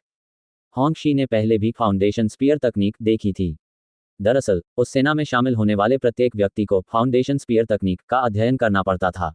लेकिन भले ही सेना की आधारभूत भाला तकनीक 7 गहन मार्शल हाउस के भंडार से भिन्न थी, ये केवल सच्चे सार की खेती के कुछ अधिक संक्षिप्त तरीके थे। भाला कौशल में स्वयं कोई अंतर नहीं था। इस प्रकार का डरावना कंपन फाउंडेशन स्पीयर तकनीक से उत्पन्न नहीं हुआ था, और ये फाउंडेशन मूवमेंट तकनीक से भी उत्पन्न नहीं हो सकता था। इसका मतलब यह था कि शरीर फाड़ने वाली हड्डी तोड़ने वाली मुट्ठी। इस विचार से होंगशी अचानक स्तब्ध रह गया। उन्होंने शरीर फाड़ने वाली हड्डी तोड़ने वाली मुट्ठी पर एक नज़र डालना याद किया, और याद किया कि इस शरीर फाड़ने वाली हड्डी तोड़ने वाली मुट्ठी का सार था कंपन। कंपन, हे भगवान, ये लड़का! होंगशी के एडम एप्पल में ऐंठन आ गई। इस बच्चे को शरीर फाड़ने वाली हड्डी तोड़ने वाली मुट्ठी नहीं सीखनी चाहिए थी। यह असंभव था।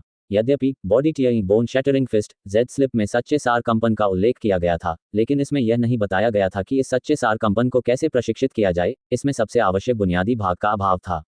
शरीर फाड़ने वाली हड्डी तोड़ने वाली मुट्ठी 70% अपूर्ण थी, और यह भी एक पृथ्वी चरण मार्शल कौशल था। यहाँ तक कि अमर भी कुछ करने में असमर्थ होगा। यदि लिनमिंग वास्तव में इस क्षमता को विकसित करने में सक्षम होता, तो वे दुष्ट राक्षसी प्रतिभाएं भी उसके सामने कमजोर और फीकी पड़ जाती। वह बस अमर देवताओं और नारकीय राक्षसों का पुनर्जन्म होता। बेटा, अभी कुछ देर पहले तुमने जो कंपन तकनीक का इस्तेमाल किया था, वह तुमने कहाँ से सीखा? होंगशी की आवाज में कंपन था। जाहिर है वह बहुत परेशान और बेचैन था। ऐसा अनुभव करने के बाद वह शांत नहीं हो सका। इसका मतलब यह था कि लिनमिंग के पास न केवल मार्शल आर्ट की बेहतर समझ थी, बल्कि वह अपने स्वयं के मार्शल इरादे को समझने में भी सक्षम था। इतना ही नहीं, वह एक अत्यंत प्रतिभाशाली राक्षसी प्रतिभाशाली व्यक्ति था, जिसकी समझ स्वर्ग की इच्छा के विरुद्ध थी। इस तरह के दुष्ट प्रतिभाशाली व्यक्ति के लिए कोई भी प्रतिभा बस तैरते बादल के समान थी। ये राक्षसी प्रतिभाएं अपने हाथों से असंभव कार्य को संभव कर सकती हैं। ये कैसी अवधारणा थी? होंगशी ने तो कल्पना करने की भी हिम्मत नहीं की। लिनमिंग ने सच कहा, वे कुछ संकेत थे जो मैंने body tearing bone shattering fist jade slip से लिए थे। शुरू में उन्होंने कुछ भी छिपाने की योजना नहीं बनाई थी। वास्तव में वह इसे छिपाने का प्रयास भी नहीं कर सका। देर सवेर यह बात उजागर हो ही जाएगी, बशर्ते कि उसने इस कौशल का प्रयोग न किया हो। लेकिन सच्चाई ये थी कि अगर वह उजागर भी हो जाता, तो भी जेड स्लिप के बिना उसे मार्शल कौशल या साधना पद्धति जैसी चीजें सिखाना या समझाना असंभव था। केवल वही व्यक्ति जो उस मार्शल कौशल या साधना पद्धति के बड़े सफलता चरण तक पहुंच गया है, उसे कॉपी करने में सक्षम होगा। इसलिए लिनमिंग को यह चिंता नहीं थी कि कोई भी इसे लालच देगा। शरीर को चीरने वाली हड्डी को तोड़ने वाली मुट्ठी का उल्लेख करने से उसके हाथ में चिप्स की संख्या में वृद्धि होगी, और इससे 7 गहन मार्शल हाउस और क्राउन प्रिंस उसके प्रति और भी अधिक सुरक्षात्मक हो जाएंगे। इस तरह वह और भी सुरक्षित रहेगा। लिनमिंग की बात सुनने के बाद होंगशी बहुत देर तक बोल नहीं सका। वह केवल लिनमिंग को ऐसे देख रहा था जैसे वह किसी राक्षस को देख रहा हो। किसकी माँ फिर से लिनमिंग की मार्शल प्रतिभा का उल्लेख करने या उसे नीची नज़र से देखने की हिम्मत करेगी? ये लिनमिंग 7 गहन मार्शल हाउस के पिछले 100 वर्षों में सबसे असामान्य प्रतिभा थी। केवल किन शिंग शुआन ही थी जो लिनमिंग के साथ तुलना कर सकती थी। इसके अलावा वह जरूरी नहीं कि बेहतर भी हो। अद्वितीय राक्षसी प्रतिभा। होंगशी ने काफी देर तक अवाक रहने के बाद आखिरकार अपना मूल्यांकन दिया। लिनमिंग, मेरे होंगशी के पूरे जीवन में आप सबसे अच्छे और सबसे उत्कृष्ट और प्रतिभाशाली मार्शल कलाकार हैं जिन्हें मैंने कभी देखा है। यद्यपि आपकी प्रतिभा केवल तीसरे दर्जे की है, आप अपनी अलौकिक मार्शल मंशा से इस कमी को पूरा कर सकते हैं। बस इतना ही कहकर आपको चौथी या 5वीं श्रेणी की प्रतिभा माना जा सकता है। फिर भी ये 7 गहन घाटियों का ध्यान आकर्षित करने के लिए पर्याप्त नहीं होगा। लेकिन आपकी धारणा बहुत डरावनी है। आप किसी भी कौशल का अभ्यास करके दुगुने परिणाम और आधे प्रयास के साथ कर सकते हैं। इसके अलावा मार्शल आर्ट के अपने शुद्ध और मजबूत दिल के साथ आप एक दूसरे मार्शल इरादे को समझने में भी सक्षम हो सकते हैं। उस स्थिति में 7 गहन घाटियां भी आपको रोक नहीं पाएंगी। आप पूरे स्काईस्पिल महाद्वीप की युवा पीढ़ी के शीर्ष पर होंगे। आपका भविष्य असीम है। मैं तुम्हें जो सिखा सकता हूं वह सीमित है। इस समय मैं केवल आपका शिक्षक बनने में ही सक्षम हूं। मैं तुम्हें भाला चलाने का हुनर सिखाने के लिए तैयार था जो मैंने सीखा था, लेकिन ऐसा लगता है कि अब इसकी आवश्यकता नहीं है। भाला खेल के बारे में आपकी अपनी समझ है और मुझे डर है कि मेरी समझ का आप पर नकारात्मक प्रभाव पड़ेगा। अब मैं तुम्हें केवल भाला चलाने के कौशल का आधार ही सिखा सकता हूं, साथ ही भाला चलाने की विधि भी। कुछ क्षण पहले जब मैंने तुमसे युद्ध किया था तो मैंने पाया था कि तुम्हारा भाला पहले से ही बहुत स्थिर है। आप कह सकते हैं कि आप उस सीमा तक पहुंच गए हैं जहां आपका भाला अभी भी एक ढली हुई धातु की मूर्ति की तरह है। लेकिन तुम्हारा भाला तेज नहीं है। मेरे 2 भाले के प्रहारों में से आप केवल एक ही वापस कर पाए। इस तरह की गति से आप झूयान को पकड़ने में असमर्थ होंगे। जो स्थिर भाला शत्रु की छाया तक नहीं पकड़ सकता वह बेकार है। लिनमिंग, बस देखो। होंगशी ने मुड़कर एक पेड़ के तने पर मुक्का मारा। शरद ऋतु के पत्ते जो पहले ही पीले और मुरझाने लगे थे तुरंत सरसराहट करते हुए नीचे गिरने लगे। होंगशी की आंखों में चमक सी आ गई। उसके हाथ में पकड़ा हुआ भाला एक घातक सांप की तरह बाहर निकला। चा चा चा, भाले की छाया ने आकाश को ढक लिया। लिनमिंग की उत्कृष्ट दृष्टि के बावजूद वह होंगशी के भाले की नोक को स्पष्ट रूप से नहीं देख सका। वह केवल अपनी आत्मिक शक्ति का उपयोग करके होंगशी की गतिविधियों पर नजर रख सकता था। होंगशी के भाले के प्रत्येक वार के साथ भाले की नोक एक गिरे हुए पत्ते को छेदती, तेजी से पीछे मुड़ती और फिर दूसरे पत्ते को छेदती। इस तरह भाले की नोक पर गिरे हुए पत्तों की एक कतार थी। जैसे ही भाले जैसी परछाइयां हर जगह चमकने लगी, गिरे हुए पत्ते नंगी आंखों से देखी जा सकने वाली गति से तेजी से गायब होने लगे। कुछ ही सांसों में हांगशी ने अपने भाले की नोक पर गिरे हुए पत्तों का एक मोटा ढेर लटका दिया था। अंततः वहां एक भी गिरा हुआ पत्ता जमीन पर नहीं गिरा। लिनमिंग ऐसे अद्भुत भाला कौशल को देखकर आश्चर्यचकित हुए बिना नहीं रह सके। ये जानना जरूरी था कि होंगशी के भाले की नोक बहुत चौड़ी थी। सबसे चौड़ा हिस्सा 4 अंगुल चौड़ा था, लेकिन ये गिरे हुए पत्ते अंडाकार आकार के थे। केवल लंबी धुरी की लंबाई 4 अंगुल से अधिक थी, छोटी धुरी की लंबाई केवल 2 अंगुल से अधिक थी। इस प्रकार सभी गिरे हुए पत्तों को उनके लंबे भाग में भाले की नोक से छेद दिया गया है, अन्यथा पत्ता आधा कट जाता। लिनमिंग ने होंगशी के भाले की नोक को देखा और वास्तव में देखा कि कई दर्जन पत्ते जो एक साथ पिरोए गए थे, लगातार क्रम में थे। ऐसा लग रहा था जैसे कि उन्हें विशेष रूप से इस तरह व्यवस्थित किया गया था। पत्तियां छोटी थीं और उनकी सबसे लंबी भुजा 4 अंगुल से थोड़ी अधिक चौड़ी थी, लेकिन होंगशी इस क्षेत्र में गिरी हुई सभी पत्तियों को सटीकता से छेदने में सफल रहा तथा उसने किसी भी पत्ती को काटा नहीं। शक्ति पर इस नियंत्रण ने लिनमिंग को आश्चर्यचकित कर दिया। होंगशी का भाला न केवल तेज था बल्कि उसकी ताकत पर उसका बहुत नियंत्रण था। जैसा कि कहावत है, छड़ी चलाने में 1 महीना, मुट्ठी चलाने में 1 साल तथा भाला चलाने में और भी अधिक समय लगता है। भाला चलाने में कठिनाई बहुत अधिक थी। ये जोर लगाने के लिए बनाया गया था, शाफ्ट लंबा था, इसे पकड़ना कठिन था और नियंत्रित करना भी कठिन था। यदि होंगशी यह काम तलवार से कर रहा होता तो यह बहुत आसान होता। तलवार भाले से अधिक तेज थी और अधिक सटीक भी थी, लेकिन तलवार की ताकत भाले की ताकत से तुलना नहीं की जा सकती। लिनमिंग के लिए यह एक आंख खोलने वाली बात थी। होंगशी ने कहा, अपने भाले को इस तरह विकसित करो। अपने भाला कौशल का अभ्यास करें ताकि आप कुछ सांसों के समय में कई दर्जन भाले का उपयोग कर सकें। ये कई दर्जन भाले के वार अंधाधुंध नहीं होने चाहिए, परंतु भाले का प्रत्येक वार सटीक होना चाहिए। अपनी ताकत पर तब तक नियंत्रण रखें जब तक आप स्वतंत्र रूप से हमला और पीछे नहीं हट सकते। ये गिरे हुए पत्ते उपयुक्त अभ्यास विधि हैं। ये गिरती हुई पत्तियां बहुत नाजुक होती हैं। अगर आप बहुत ज्यादा ताकत लगाएंगे या आपका निशाना खराब होगा तो ये टूटकर बिखर जाएंगी। यदि आप इन कई दर्जन पत्तों को अपने भाले की नोक पर पूरी तरह से एक साथ पिरो सकें तो आपका भाला कौशल छोटी सफलता के चरण पर पहुंच जाएगा। लेकिन आपके पास गहन अभ्यास के लिए केवल 1 माह का समय है। भाला चलाने का अभ्यास करने में इससे भी अधिक समय लगेगा। गैर जिम्मेदाराना ढंग से बकवास न करें और अपनी क्षमता से अधिक काम न लें। इस समय बल को नियंत्रित करने की कोशिश मत करो, बल्कि इसके बजाय आपको अपनी भाले की गति को अधिकतम करने के लिए सब कुछ करना चाहिए ताकि आप झुयान की तलवार का पीछा कर सकें। मैं समझता हूँ। होंगशी के साथ इस संक्षिप्त मुलाकात से लिनमिंग को बहुत लाभ हुआ। अच्छा, स्वयं अभ्यास करें। यह आपको कुछ समय तक व्यस्त रखने के लिए पर्याप्त होगा। बाद में मैं तुम्हें अगला कदम सिखाने के लिए वापस आऊंगा। धन्यवाद, प्रशिक्षक होंग। हे, मुझे धन्यवाद देने की कोई ज़रूरत नहीं है। अभी तो मैं तुम्हें पढ़ा रहा हूँ, लेकिन बाद में मैं तुम्हें पढ़ाने के लिए लाइन में भी खड़ा नहीं हो पाऊंगा। होंगशी हंसा, एक हरकत की तकनीक शुरू की और जंगल में गायब हो गया। होंगशी के गायब हो जाने के बाद लिनमिंग ने पेड़ पर पीले पत्तों को देखा। उसने अपने हाथ में पेनेट्रेटिंग रेनबो को हिलाया। उसकी भाले की गति वास्तव में अच्छी नहीं थी। भले ही उसके भाले के कौशल तेज और भयंकर थे, लेकिन उनका कोई मतलब नहीं था अगर वे झुयान तक पहुंचने में सक्षम नहीं थे। टकराना। लिनमिंग ने बड़े पेड़ पर मुक्का मारा और मोटे पत्ते गिरने लगे। लिनमिंग ने इन पत्तों को देखा और उसके हाथ में पकड़ा भाला तेजी से वार करने लगा। उद्धरण चिन्ह अल्पविराम उद्धरण चिन्ह। लिन मिंग के भाले से पत्तियां टुकड़े टुकड़े हो गईं। यद्यपि वह इन पत्तों को अपने भाले पर पिरोना चाहता था, किंतु ऐसा लगातार करते रहना कोई आसान काम नहीं था। जिस समय पत्तियां धीरे धीरे गिर रही होती थीं, वे प्रायः गोल गोल घूमती रहती थीं।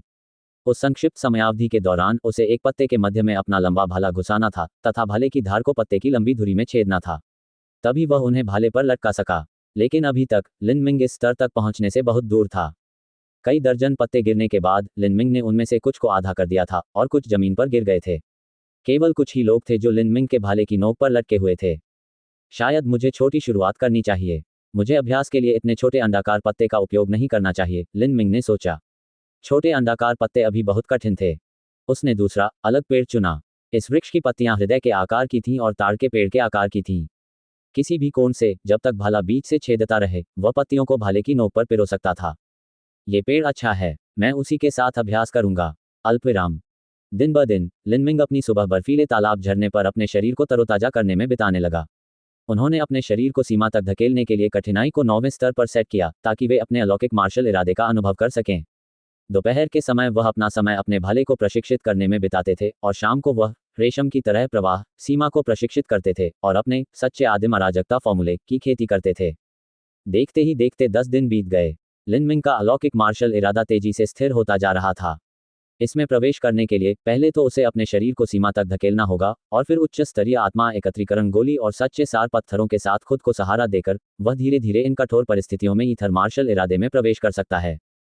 इसके बाद जब तक लिन मिंग बर्फीले तालाब झरने के नीचे ध्यान करता रहा, वह अनायास ही अलौकिक मार्शल इरादे की स्थिति में प्रवेश कर सकता था। लंबे समय तक ईथर मार्शल इरादे की स्थिति में साधना करने के बाद लिन मिंग का सच्चा आदिम अराजकता फॉर्मूला अंततः दूसरे स्तर में प्रवेश कर गया था। उसका वास्तविक सार और भी अधिक गाढ़ा हो गया तथा उसकी शक्ति और गति भी बढ़ गई। उस शाम के दौरान लिन मिंग अपने कमरे में अकेले बैठे और लंबे समय तक ध्यान किया। उन्होंने अपने मन को सबसे शांतिपूर्ण और शांत स्थिति में समायोजित किया जो वह प्राप्त कर सकते थे। फिर धीरे धीरे उसने प्रवेश परीक्षा में प्रथम स्थान प्राप्त करने से जीता हुआ इनाम निकाला, crimson gold dragon marrow pill.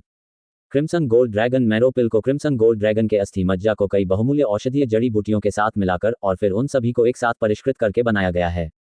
Crimson gold dragon का ड्रैगन मैरो अत्यंत कीमती था और उसे ढूंढना कठिन था। अन्य दुर्लभ और बहुमूल्य औषधीय जड़ी बूटियां भी उच्च गुणवत्ता वाली और दुर्लभ थीं। इतना ही नहीं, इस गोली को परिष्कृत करने के लिए एक उच्च स्तरीय कीमियागर की भी आवश्यकता थी। इस स्तर के कीमियागर आमतौर पर एक बड़े संप्रदाय से आते थे। एक आम व्यक्ति के लिए उनकी एक झलक पाना भी असंभव था। उन्हें ऐसी गोली बनाने के लिए कहना तो दूर की बात थी, यदि वे बाहर आ भी जाएं तो भी उनकी फीस ही बहुत महंगी होगी। इसलिए स्काई फॉर्चून किंगडम ने कभी भी क्रिम्सन गोल्ड ड्रैगन मैरोपिल का उत्पादन नहीं किया था। यहाँ तक कि शाही परिवार भी इसे नहीं खरीद सकता था क्योंकि इसका मूल्य सोने से नहीं आंका जा सकता था। फिर लिन मिंग ने एक निचली आत्मा इलाज प्रतीक कागज निकाला जो उसने पहले से तैयार किया था। उन्होंने इन 2 निचले आत्मा उपचार प्रतीकों को बनाने के लिए आधे महीने तक कठोर प्रशिक्षण लिया था। पहला प्रयोग पहले ही गोल्डन स्नैक स्कारलेट पिल पर किया जा चुका था और दूसरा प्रयोग इस क्रिम्सन गोल्ड ड्रैगन मैरोपिल को तैयार करने के लिए किया गया था। सामान्यतः एक मार्शल कलाकार गोली के प्रभाव का केवल एक छोटा सा हिस्सा ही अवशोषित कर सकता है तथा शेष नष्ट हो जाएगा। लेकिन लिन मिंग ने जो प्रतीक बनाए थे वे इस गोली को नियंत्रित और उत्तेजित कर सकते थे। इससे गोली का प्रभाव मार्शल कलाकार के शरीर में नष्ट नहीं होगा बल्कि उसके शरीर में प्रवेश कर जाएगा और अवशोषित हो जाएगा। इस तरह गोली की प्रभावशीलता कई गुना बढ़ जाएगी। लिन मिंग ने अपने हाथ से निचली आत्मा उपचार प्रतीक को कुचल दिया। प्रतीक कागज एक चमकदार लाल लौ में बदल गया जो तुरंत क्रिम्सन गोल्ड ड्रैगन मैरोपिल की ओर उड़ गया और उसके साथ एकीकृत होना शुरू हो गया। कुछ ही देर में गोली के केंद्र पर ज्वाला के आकार का एक शिलालेख प्रकट हो गया। क्रिम्सन गोल्ड ड्रैगन मैरोपिल एक शक्तिशाली और खतरनाक दवा थी। इसकी प्रभावकारिता कई गुना बढ़ जाने के बाद इसे शरीर के लिए जहर कहा जा सकता है। इसलिए लिन मिंग ने शिलालेख का प्रतीक पूरा करने के बाद भी उसे जल्दबाजी में नहीं लिया। लेकिन अब वह सच्चे आदिम अराजकता फॉर्मूले के दूसरे स्तर में प्रवेश कर चुका था। गोल्डन स्नैक स्कारलेट पिल का अशुद्ध सच्चा सार जो उसने पहले लिया था पहले से ही उसके शरीर में पूरी तरह से परिष्कृत हो चुका था। लिन मिंग को लगा कि वह अगला कदम उठाने के लिए तैयार है। एक गहरी सांस लेते हुए लिन मिंग ने गोली अपने मुंह में रखी और उसे निगल लिया। गोली तेजी से उसके पेट में चली गई जहां वह बिना कोई प्रतिक्रिया किए बैठ गई। लेकिन लिन मिंग जानता था ये तो तूफान से पहले की शांति मात्र थी। जैसे ही गोली का असर पिघलता वह तुरंत उसके अंदरूनी हिस्सों पर हमला कर देती। यहीं से दर्द की शुरुआत होगी। लिन मिंग ने पानी से भरा एक स्नान बैरल तैयार किया था। वह इसमें कूद पड़े और सच्चे आदिम अराजकता फॉर्मूले को घुमाना शुरू कर दिया। पानी उसे आराम और शांति महसूस करने में मदद करने में सक्षम था। आधे घंटे बीतने के बाद लिनमिंग को महसूस हुआ कि उसके पेट में बुखार जैसी गर्मी पैदा होने लगी है। पहले तो ऐसा लगा जैसे पूरा गिलास शराब पी लिया हो, लेकिन कुछ ही देर में ये जलती हुई लौ के समान हो गया। लिनमिंग के शरीर में गर्मी सभी दिशाओं में फैल गई और ऐसा लगा जैसे वह किसी चूल्हे में गिर गया हो। उसके शरीर की सतह से भाप निकलने लगी और वह उसके रोम छिद्रों में फैल गई। इस समय ऐसा लग रहा था जैसे कोई अदृश्य शक्ति इस गुस्से वाली गर्मी को जकड़ रही है और उसे लिनमिंग के शरीर में जकड़े हुए है। ये औषधीय शिलालेख प्रतीक का प्रभाव था। यदि औषधीय शिलालेख का प्रतीक न होता तो इसकी प्रभावकारिता समाप्त हो जाती, लेकिन औषधीय शिलालेख प्रतीक लिनमिंग के शरीर में इन शक्तियों को जबरदस्ती जकड़ रहा था। इसका एक और प्रभाव यह हुआ कि इससे लिनमिंग की पीड़ा बढ़ गई। गोल्डन स्नैक स्कारलेट पिल आर्कटिक बर्फ की तरह ठंडी थी और इसे खाने से उसे ऐसा महसूस हुआ जैसे वह गहरे बर्फीले रसातल की 9वीं मंजिल में गिर गया हो। लेकिन ये क्रिम्सन गोल्ड ड्रैगन मैरो पिल आग की तरह गर्म थी और इसे खाने से उसे ऐसा महसूस हो रहा था जैसे वह 10,000 भड़की हुई नरकों में भागकर आत्महत्या कर रहा हो। जलन का दर्द सहन करना मुश्किल था। लिनमिंग को ऐसा महसूस हुआ जैसे उसका पूरा शरीर जल गया हो और फिर उसे ऐसा दर्द महसूस हुआ जैसे कोई कठोर ब्रश उसके शरीर पर आगे पीछे चल रहा हो। इस अत्यधिक पीड़ा ने उसे लगभग गिरा दिया। पहले तो वह ट्रू प्राइमल कैस फॉर्मूला को बलपूर्वक घुमाने में सक्षम था, लेकिन अब वह वास्तव में ट्रू प्राइमल कैस फॉर्मूला को घुमाने में असमर्थ था। इतना दुर्बल कर देने वाला दर्द कोई इंसान सहन नहीं कर सकता था। भले ही लिनमिंग के पास मार्शल आर्ट का एक मजबूत दिल था, वह इन परिस्थितियों में अपनी ताकत का जबरदस्ती प्रयोग करने में असमर्थ था। लिनमिंग के कारण टब का पानी और अधिक गर्म होने लगा। जल्द ही वह उबलने लगा और उसमें से भाप का एक विशाल सफेद बादल निकलने लगा। नहाने के पानी का बैरल उबल रहा था। इतनी भयंकर पीड़ा में लिनमिंग अपनी स्थिति को समझ नहीं पा रहा था। लेकिन इस समय उसके शरीर की असंख्य छोटी इकाइयां लिनमिंग के शरीर की गर्मी को अवशोषित करने के लिए अनायास ही सांस छोड़ने और लेने लगीं। इन छोटी इकाइयों की सांसें शीघ्र ही सच्चे सार की प्रतिध्वनि में बदल गईं। इस प्रतिध्वनि के साथ लिनमिंग के शरीर में फंसे गर्म गैस और गर्मी के बादल कंपन के कारण छंटने लगे और लिनमिंग का दर्द हल्का होने लगा। ये भी है, जब लिनमिंग ने गोल्डन स्नैक स्कारलेट पिल ली थी तो लिनमिंग के शरीर में छोटी इकाइयां भी अनायास रेशम की तरह प्रवाह की सीमा में प्रवेश कर गई थी और उनके कंपन ने उसके शरीर में ठंडी हवा और ऊर्जा के द्रव्यमान को फैला दिया था। जैसे ही ठंडी हवा और ऊर्जा को हिलाया गया, यह आसानी से उसके शरीर में अवशोषित हो गई। इन परिस्थितियों में ऐसा लग रहा था कि क्रिम्सन गोल्ड ड्रैगन मैरो पिल भी उसी स्थिति में थी। लिनमिंग के शरीर में मौजूद अनगिनत छोटी छोटी इकाइयों ने पहले से ही इस विदेशी दुश्मन के खिलाफ एकजुट प्रतिरोध का गठन कर लिया था। यह उनकी सहज प्रवृत्ति थी। लिनमिंग को उन्हें सचेत रूप से निर्देशित करने की आवश्यकता नहीं थी। बिना किसी संदेह के ये स्ट्रेंथ ट्रेनिंग के फ्लो लाइक सिल्क का एक फायदा था। अराजक सद्गुण मुकाबला मेरिडियन वास्तव में एक देव स्तरीय साधना पद्धति है। लिनमिंग को नहीं पता था कि उसके दिल ने पहले ही कितनी बार ऐसी कृतज्ञता की भावनाओं को जन्म दिया था। यदि यह रेशम की तरह प्रवाह सीमा के लिए नहीं होता तो क्रिम्सन गोल्ड ड्रैगन मैरो पिल इतनी जलन वाली दर्दनाक होती कि लिनमिंग को अब पता नहीं था कि क्या वह इतनी देर तक सहन कर सकता है। जब ऐसा हुआ, भले ही लिनमिंग ने गोली की प्रभावकारिता को पूरी तरह से अवशोषित करने में कामयाबी हासिल कर ली थी, अगर जहरीली गर्मी उसके शरीर में बहुत लंबे समय तक बरकरार रही तो इससे उसकी मेरिडियन को नुकसान होगा और लिनमिंग को इससे उबरने के लिए लंबा समय चाहिए होगा। लेकिन अब फ्लो लाइक सिल्क की मदद से लिनमिंग का शरीर ठीक उसी तरह अवशोषित करने में सक्षम था जैसे उसने गोल्डन स्नैक स्कारलेट पिल लिया था और क्रिम्सन गोल्ड ड्रैगन मैरो पिल की प्रभावकारिता को पूरी तरह से परिष्कृत कर दिया था। जो कुछ बचा था वह अवशोषण और समेकन प्रक्रिया थी। जैसे जैसे समय धीरे धीरे बीतता गया, लिनमिंग पहले ही 2 घंटे से स्नान बैरल में था। इस दौरान बैरल का पानी गर्म हो गया था। उसके शरीर में दवा के शोधन के साथ लिनमिंग के आंतरिक सच्चे सार ने एक नया कदम उठाया और उसके सभी अंगों में व्याप्त हो गया। ये विसरा प्रशिक्षण का बड़ा सफल चरण था। लिनमिंग ने अपनी दोनों आंखें खोली और भाप की एक लंबी सांस छोड़ी। ये सांस कमरे में भरी सफेद भाप के साथ मिल गई और एक छोटा सा भंवर बन गया। हवा में भंवर के साथ वह कई क्षणों तक इसी तरह सांस लेता रहा और फिर भी उसकी गति धीमी होने का कोई संकेत नहीं दिखा। सांप की तरह सांस लेना और तीर की तरह श्वास लेना पहले से ही विसरा प्रशिक्षण की बड़ी सफलता का संकेत था, लेकिन मैंने इसे विसरा प्रशिक्षण के शुरुआती चरण में ही हासिल कर लिया था। अब जब मैंने अगला कदम उठा लिया है और विसरा प्रशिक्षण में बड़ी सफलता प्राप्त कर ली है, तो मेरी सांस एक भंवर की तरह है।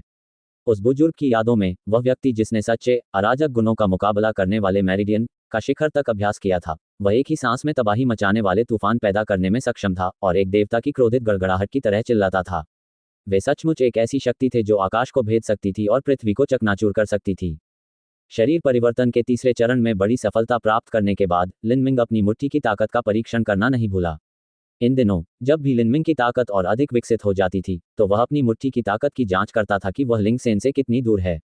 इस बार भी कोई अपवाद नहीं था। रात काफी हो चुकी थी। शक्ति मापने का कमरा खाली था। लिनमिंग ने बेतरतीब ढंग से एक शक्ति मापने वाला पत्थर का खंभा उठाया और फिर अपनी आंखें बंद करके एक छोटी सी प्रार्थना की। उसने अपनी गति पकड़ी और फिर अचानक एक मुक्का मारा। पेंग, एक धीमी सी आवाज आए और पत्थर का खंभा तेजी से आगे पीछे हिलने लगा। प्रकाश की किरण पागलों की तरह उछली, 5 फीट ऊपर गई और ऊपर ही उठती रही। 5000 जिन, 5100 जिन्स, 5200 जिन्स। अंततः प्रकाश किरण 6.25 फीट की दूरी पर रुक गई। उसकी ताकत 5300 जिन थी। ये संख्या देखकर लिन मिंग ने एक लंबी सांस ली। उसके फ्री पंच ने अंततः लिंग सेन को पीछे छोड़ दिया था। सच्चा आदिम अराजकता फॉर्मूला दूसरे स्तर तक पहुंच गया था और विसरा प्रशिक्षण की बड़ी सफलता के साथ मेल खाता था। लिन मिंग की मुट्ठी की ताकत ने अंततः 5000 जिन के महत्वपूर्ण निशान को पार कर लिया था। सबसे पहले जब लिंग सेन ने नए शिष्यों को दिखाने के लिए पत्थर के खंभे पर अपनी ताकत का प्रदर्शन किया था तो उसने एक मुट्ठी छोड़ी थी जो 4900 जिन के बराबर थी। लेकिन लिंग सेन के व्यक्तित्व के साथ वह मुट्ठी जिसका इस्तेमाल उसने अपनी ताकत दिखाने के लिए किया था कम से कम 80% गंभीर थी। लिंग सेन की उच्चतम मुट्ठी की ताकत 5300 जिन से अधिक होनी चाहिए। लेकिन भले ही मेरी मुट्ठी की ताकत अब लिंग सेन के कितने करीब है, लिंग सेन की श्रेष्ठता उसकी ताकत में नहीं है। उसका भयानक पहलू उसकी लड़ाकू प्रवृत्ति और हत्या करने की क्षमता में निहित है जो उसने अपने अशूरा मार्शल इरादे से विकसित की थी। लेकिन मेरी श्रेष्ठता ही वास्तव में मेरी ताकत है। न केवल मेरी ताकत उससे कम है बल्कि मेरी युद्ध क्षमता भी उससे बहुत कम है। जो लोग मार्शल आर्ट के मार्ग पर शिखर तक पहुंचने का दृढ़ निश्चय कर लेते थे वे प्रायः अन्य शक्तिशाली व्यक्तियों से टकरा जाते थे जो उन्हें अपना शत्रु मान लेते थे। वे इन शक्तिशाली लोगों की शक्तियों और कमजोरियों का विश्लेषण करेंगे ताकि ये देखा जा सके कि जीवन मरण की लड़ाई में वे जीतेंगे या हारेंगे। लिन मिंग कोई अपवाद नहीं था। अल्पविराम 10 दिन और बीत गए। टकराना। लिन मिंग ने एक मोटे बड़े पेड़ के आधार पर मुक्का मारा। पत्तियां गिरते ही नीचे बिखर गईं। लिन मिंग ने मर्मज्ञ इंद्रधनुष को झटका और अपने हाथों को बिजली की तरह हिलाया। चा चा चा। कुछ ही सांसों में उन दर्जनों पत्तों को लिन मिंग ने पूरी तरह से छेद दिया था। लेकिन लिन मिंग होंगशी की तरह नहीं हो सकता था जिसके भाले की नोक पर गिरी हुई पत्तियां बहुत खूबसूरती से पिरोई गई थीं। वह गति और निशाना तो समझ गया लेकिन अभी तक अपनी ताकत पर नियंत्रण नहीं कर पाया था। लिन मिंग ने केवल सत्ता पर नियंत्रण पाने का प्रयास नहीं किया, वह तो सीधे तौर पर परम विनाशकारी शक्ति पाने का प्रयास कर रहा था। उन्होंने फ्लो लाइक सिल्क के कंपन को भाले तक पहुंचने दिया। खजाने के भाले के सच्चे सार कंपन ने गिरते हुए पत्ते को छुआ और सीधे गिरते हुए पत्ते को चूर्णित कर दिया। वह ये कदम इसलिए उठा पाए क्योंकि उन्हें आंत संबंधी प्रशिक्षण में बड़ी सफलता मिल गई थी। उसका असली सार अधिक गाढ़ा हो गया था, उसकी ताकत अधिक मजबूत हो गई थी और उसकी गति अधिक तीव्र हो गई थी। उस छोटे से समय के दौरान जब उसने क्रिम्सन गोल्ड ड्रैगन मैरोपिल की प्रभावकारिता को पचा लिया था, लिन मिंग ने अपने पास बचे हुए अधिकांश समय शेयरों का उपयोग 7 प्रमुख हत्याओं के लिए किया था। उसके पास केवल 6 घंटे बचे थे। इतना खराब भी नहीं, होंगशी ने अपनी तरफ से कहा। यहाँ तक कि जिन शिष्यों ने सख्त होंगशी से अनुरोध किया था वे भी उसे ऐसी सराहना का एहसास नहीं करा पाए। इन पिछले 20 दिनों में आप शरीर परिवर्तन के तीसरे चरण की बड़ी सफलता तक पहुंचने में कामयाब रहे हैं। आपकी अलौकिक सैन्य मंशा सचमुच ईर्ष्यालु बना देती है।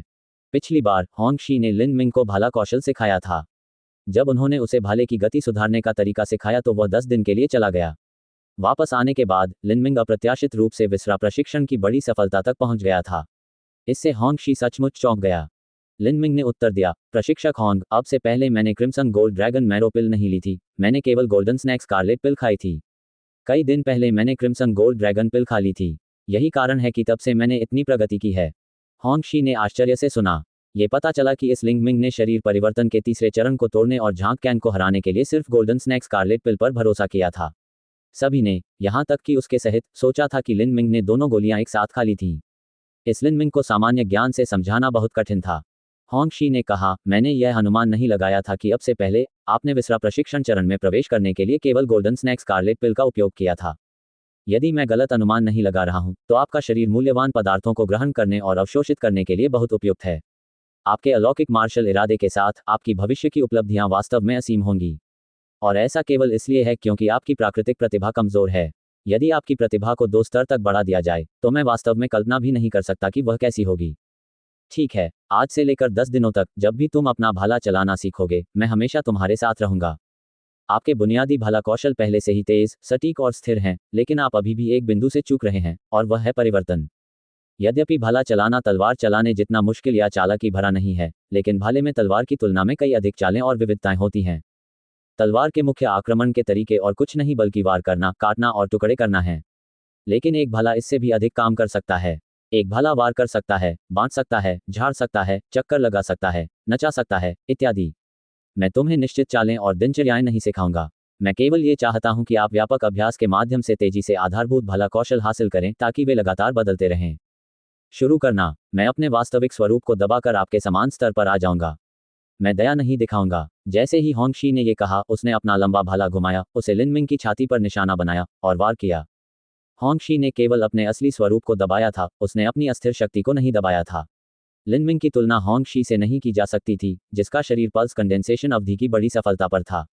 होंगशी के भाले की गति बिजली की तरह तेज थी। ये तुरंत लिनमिंग के सामने प्रकट हुआ। तेज। उस क्षण लिनमिंग को हवा में भाले की धार की घनी ठंडक का स्पष्ट एहसास हुआ। इससे उसके शरीर के बारीक रोए खड़े हो गए। पेंग। लिनमिंग ने पेनेट्रेटिंग रेनबो को पकड़ लिया और बाहर निकल गया। उसका भाला होंगशी के लापरवाह हमले से टकराया और वे आपस में टकरा गए। भले ही लिनमिंग की ताकत 5000 जिन को पार कर गई थी, फिर भी होंगशी के प्रहार से उसका हाथ सुन्न हो गया था। एक शीर्ष पल्स कंडेंसेशन पीरियड मार्शल कलाकार की ताकत बहुत ही असामान्य और विकृत थी। यदि लिनमिंग ने फ्लो लाइक सिल्क के कंपन को पेनेट्रेटिंग रेनबो में प्रवाहित नहीं किया होता, तो केवल इस प्रहार से वह पहले ही पराजित हो चुका होता।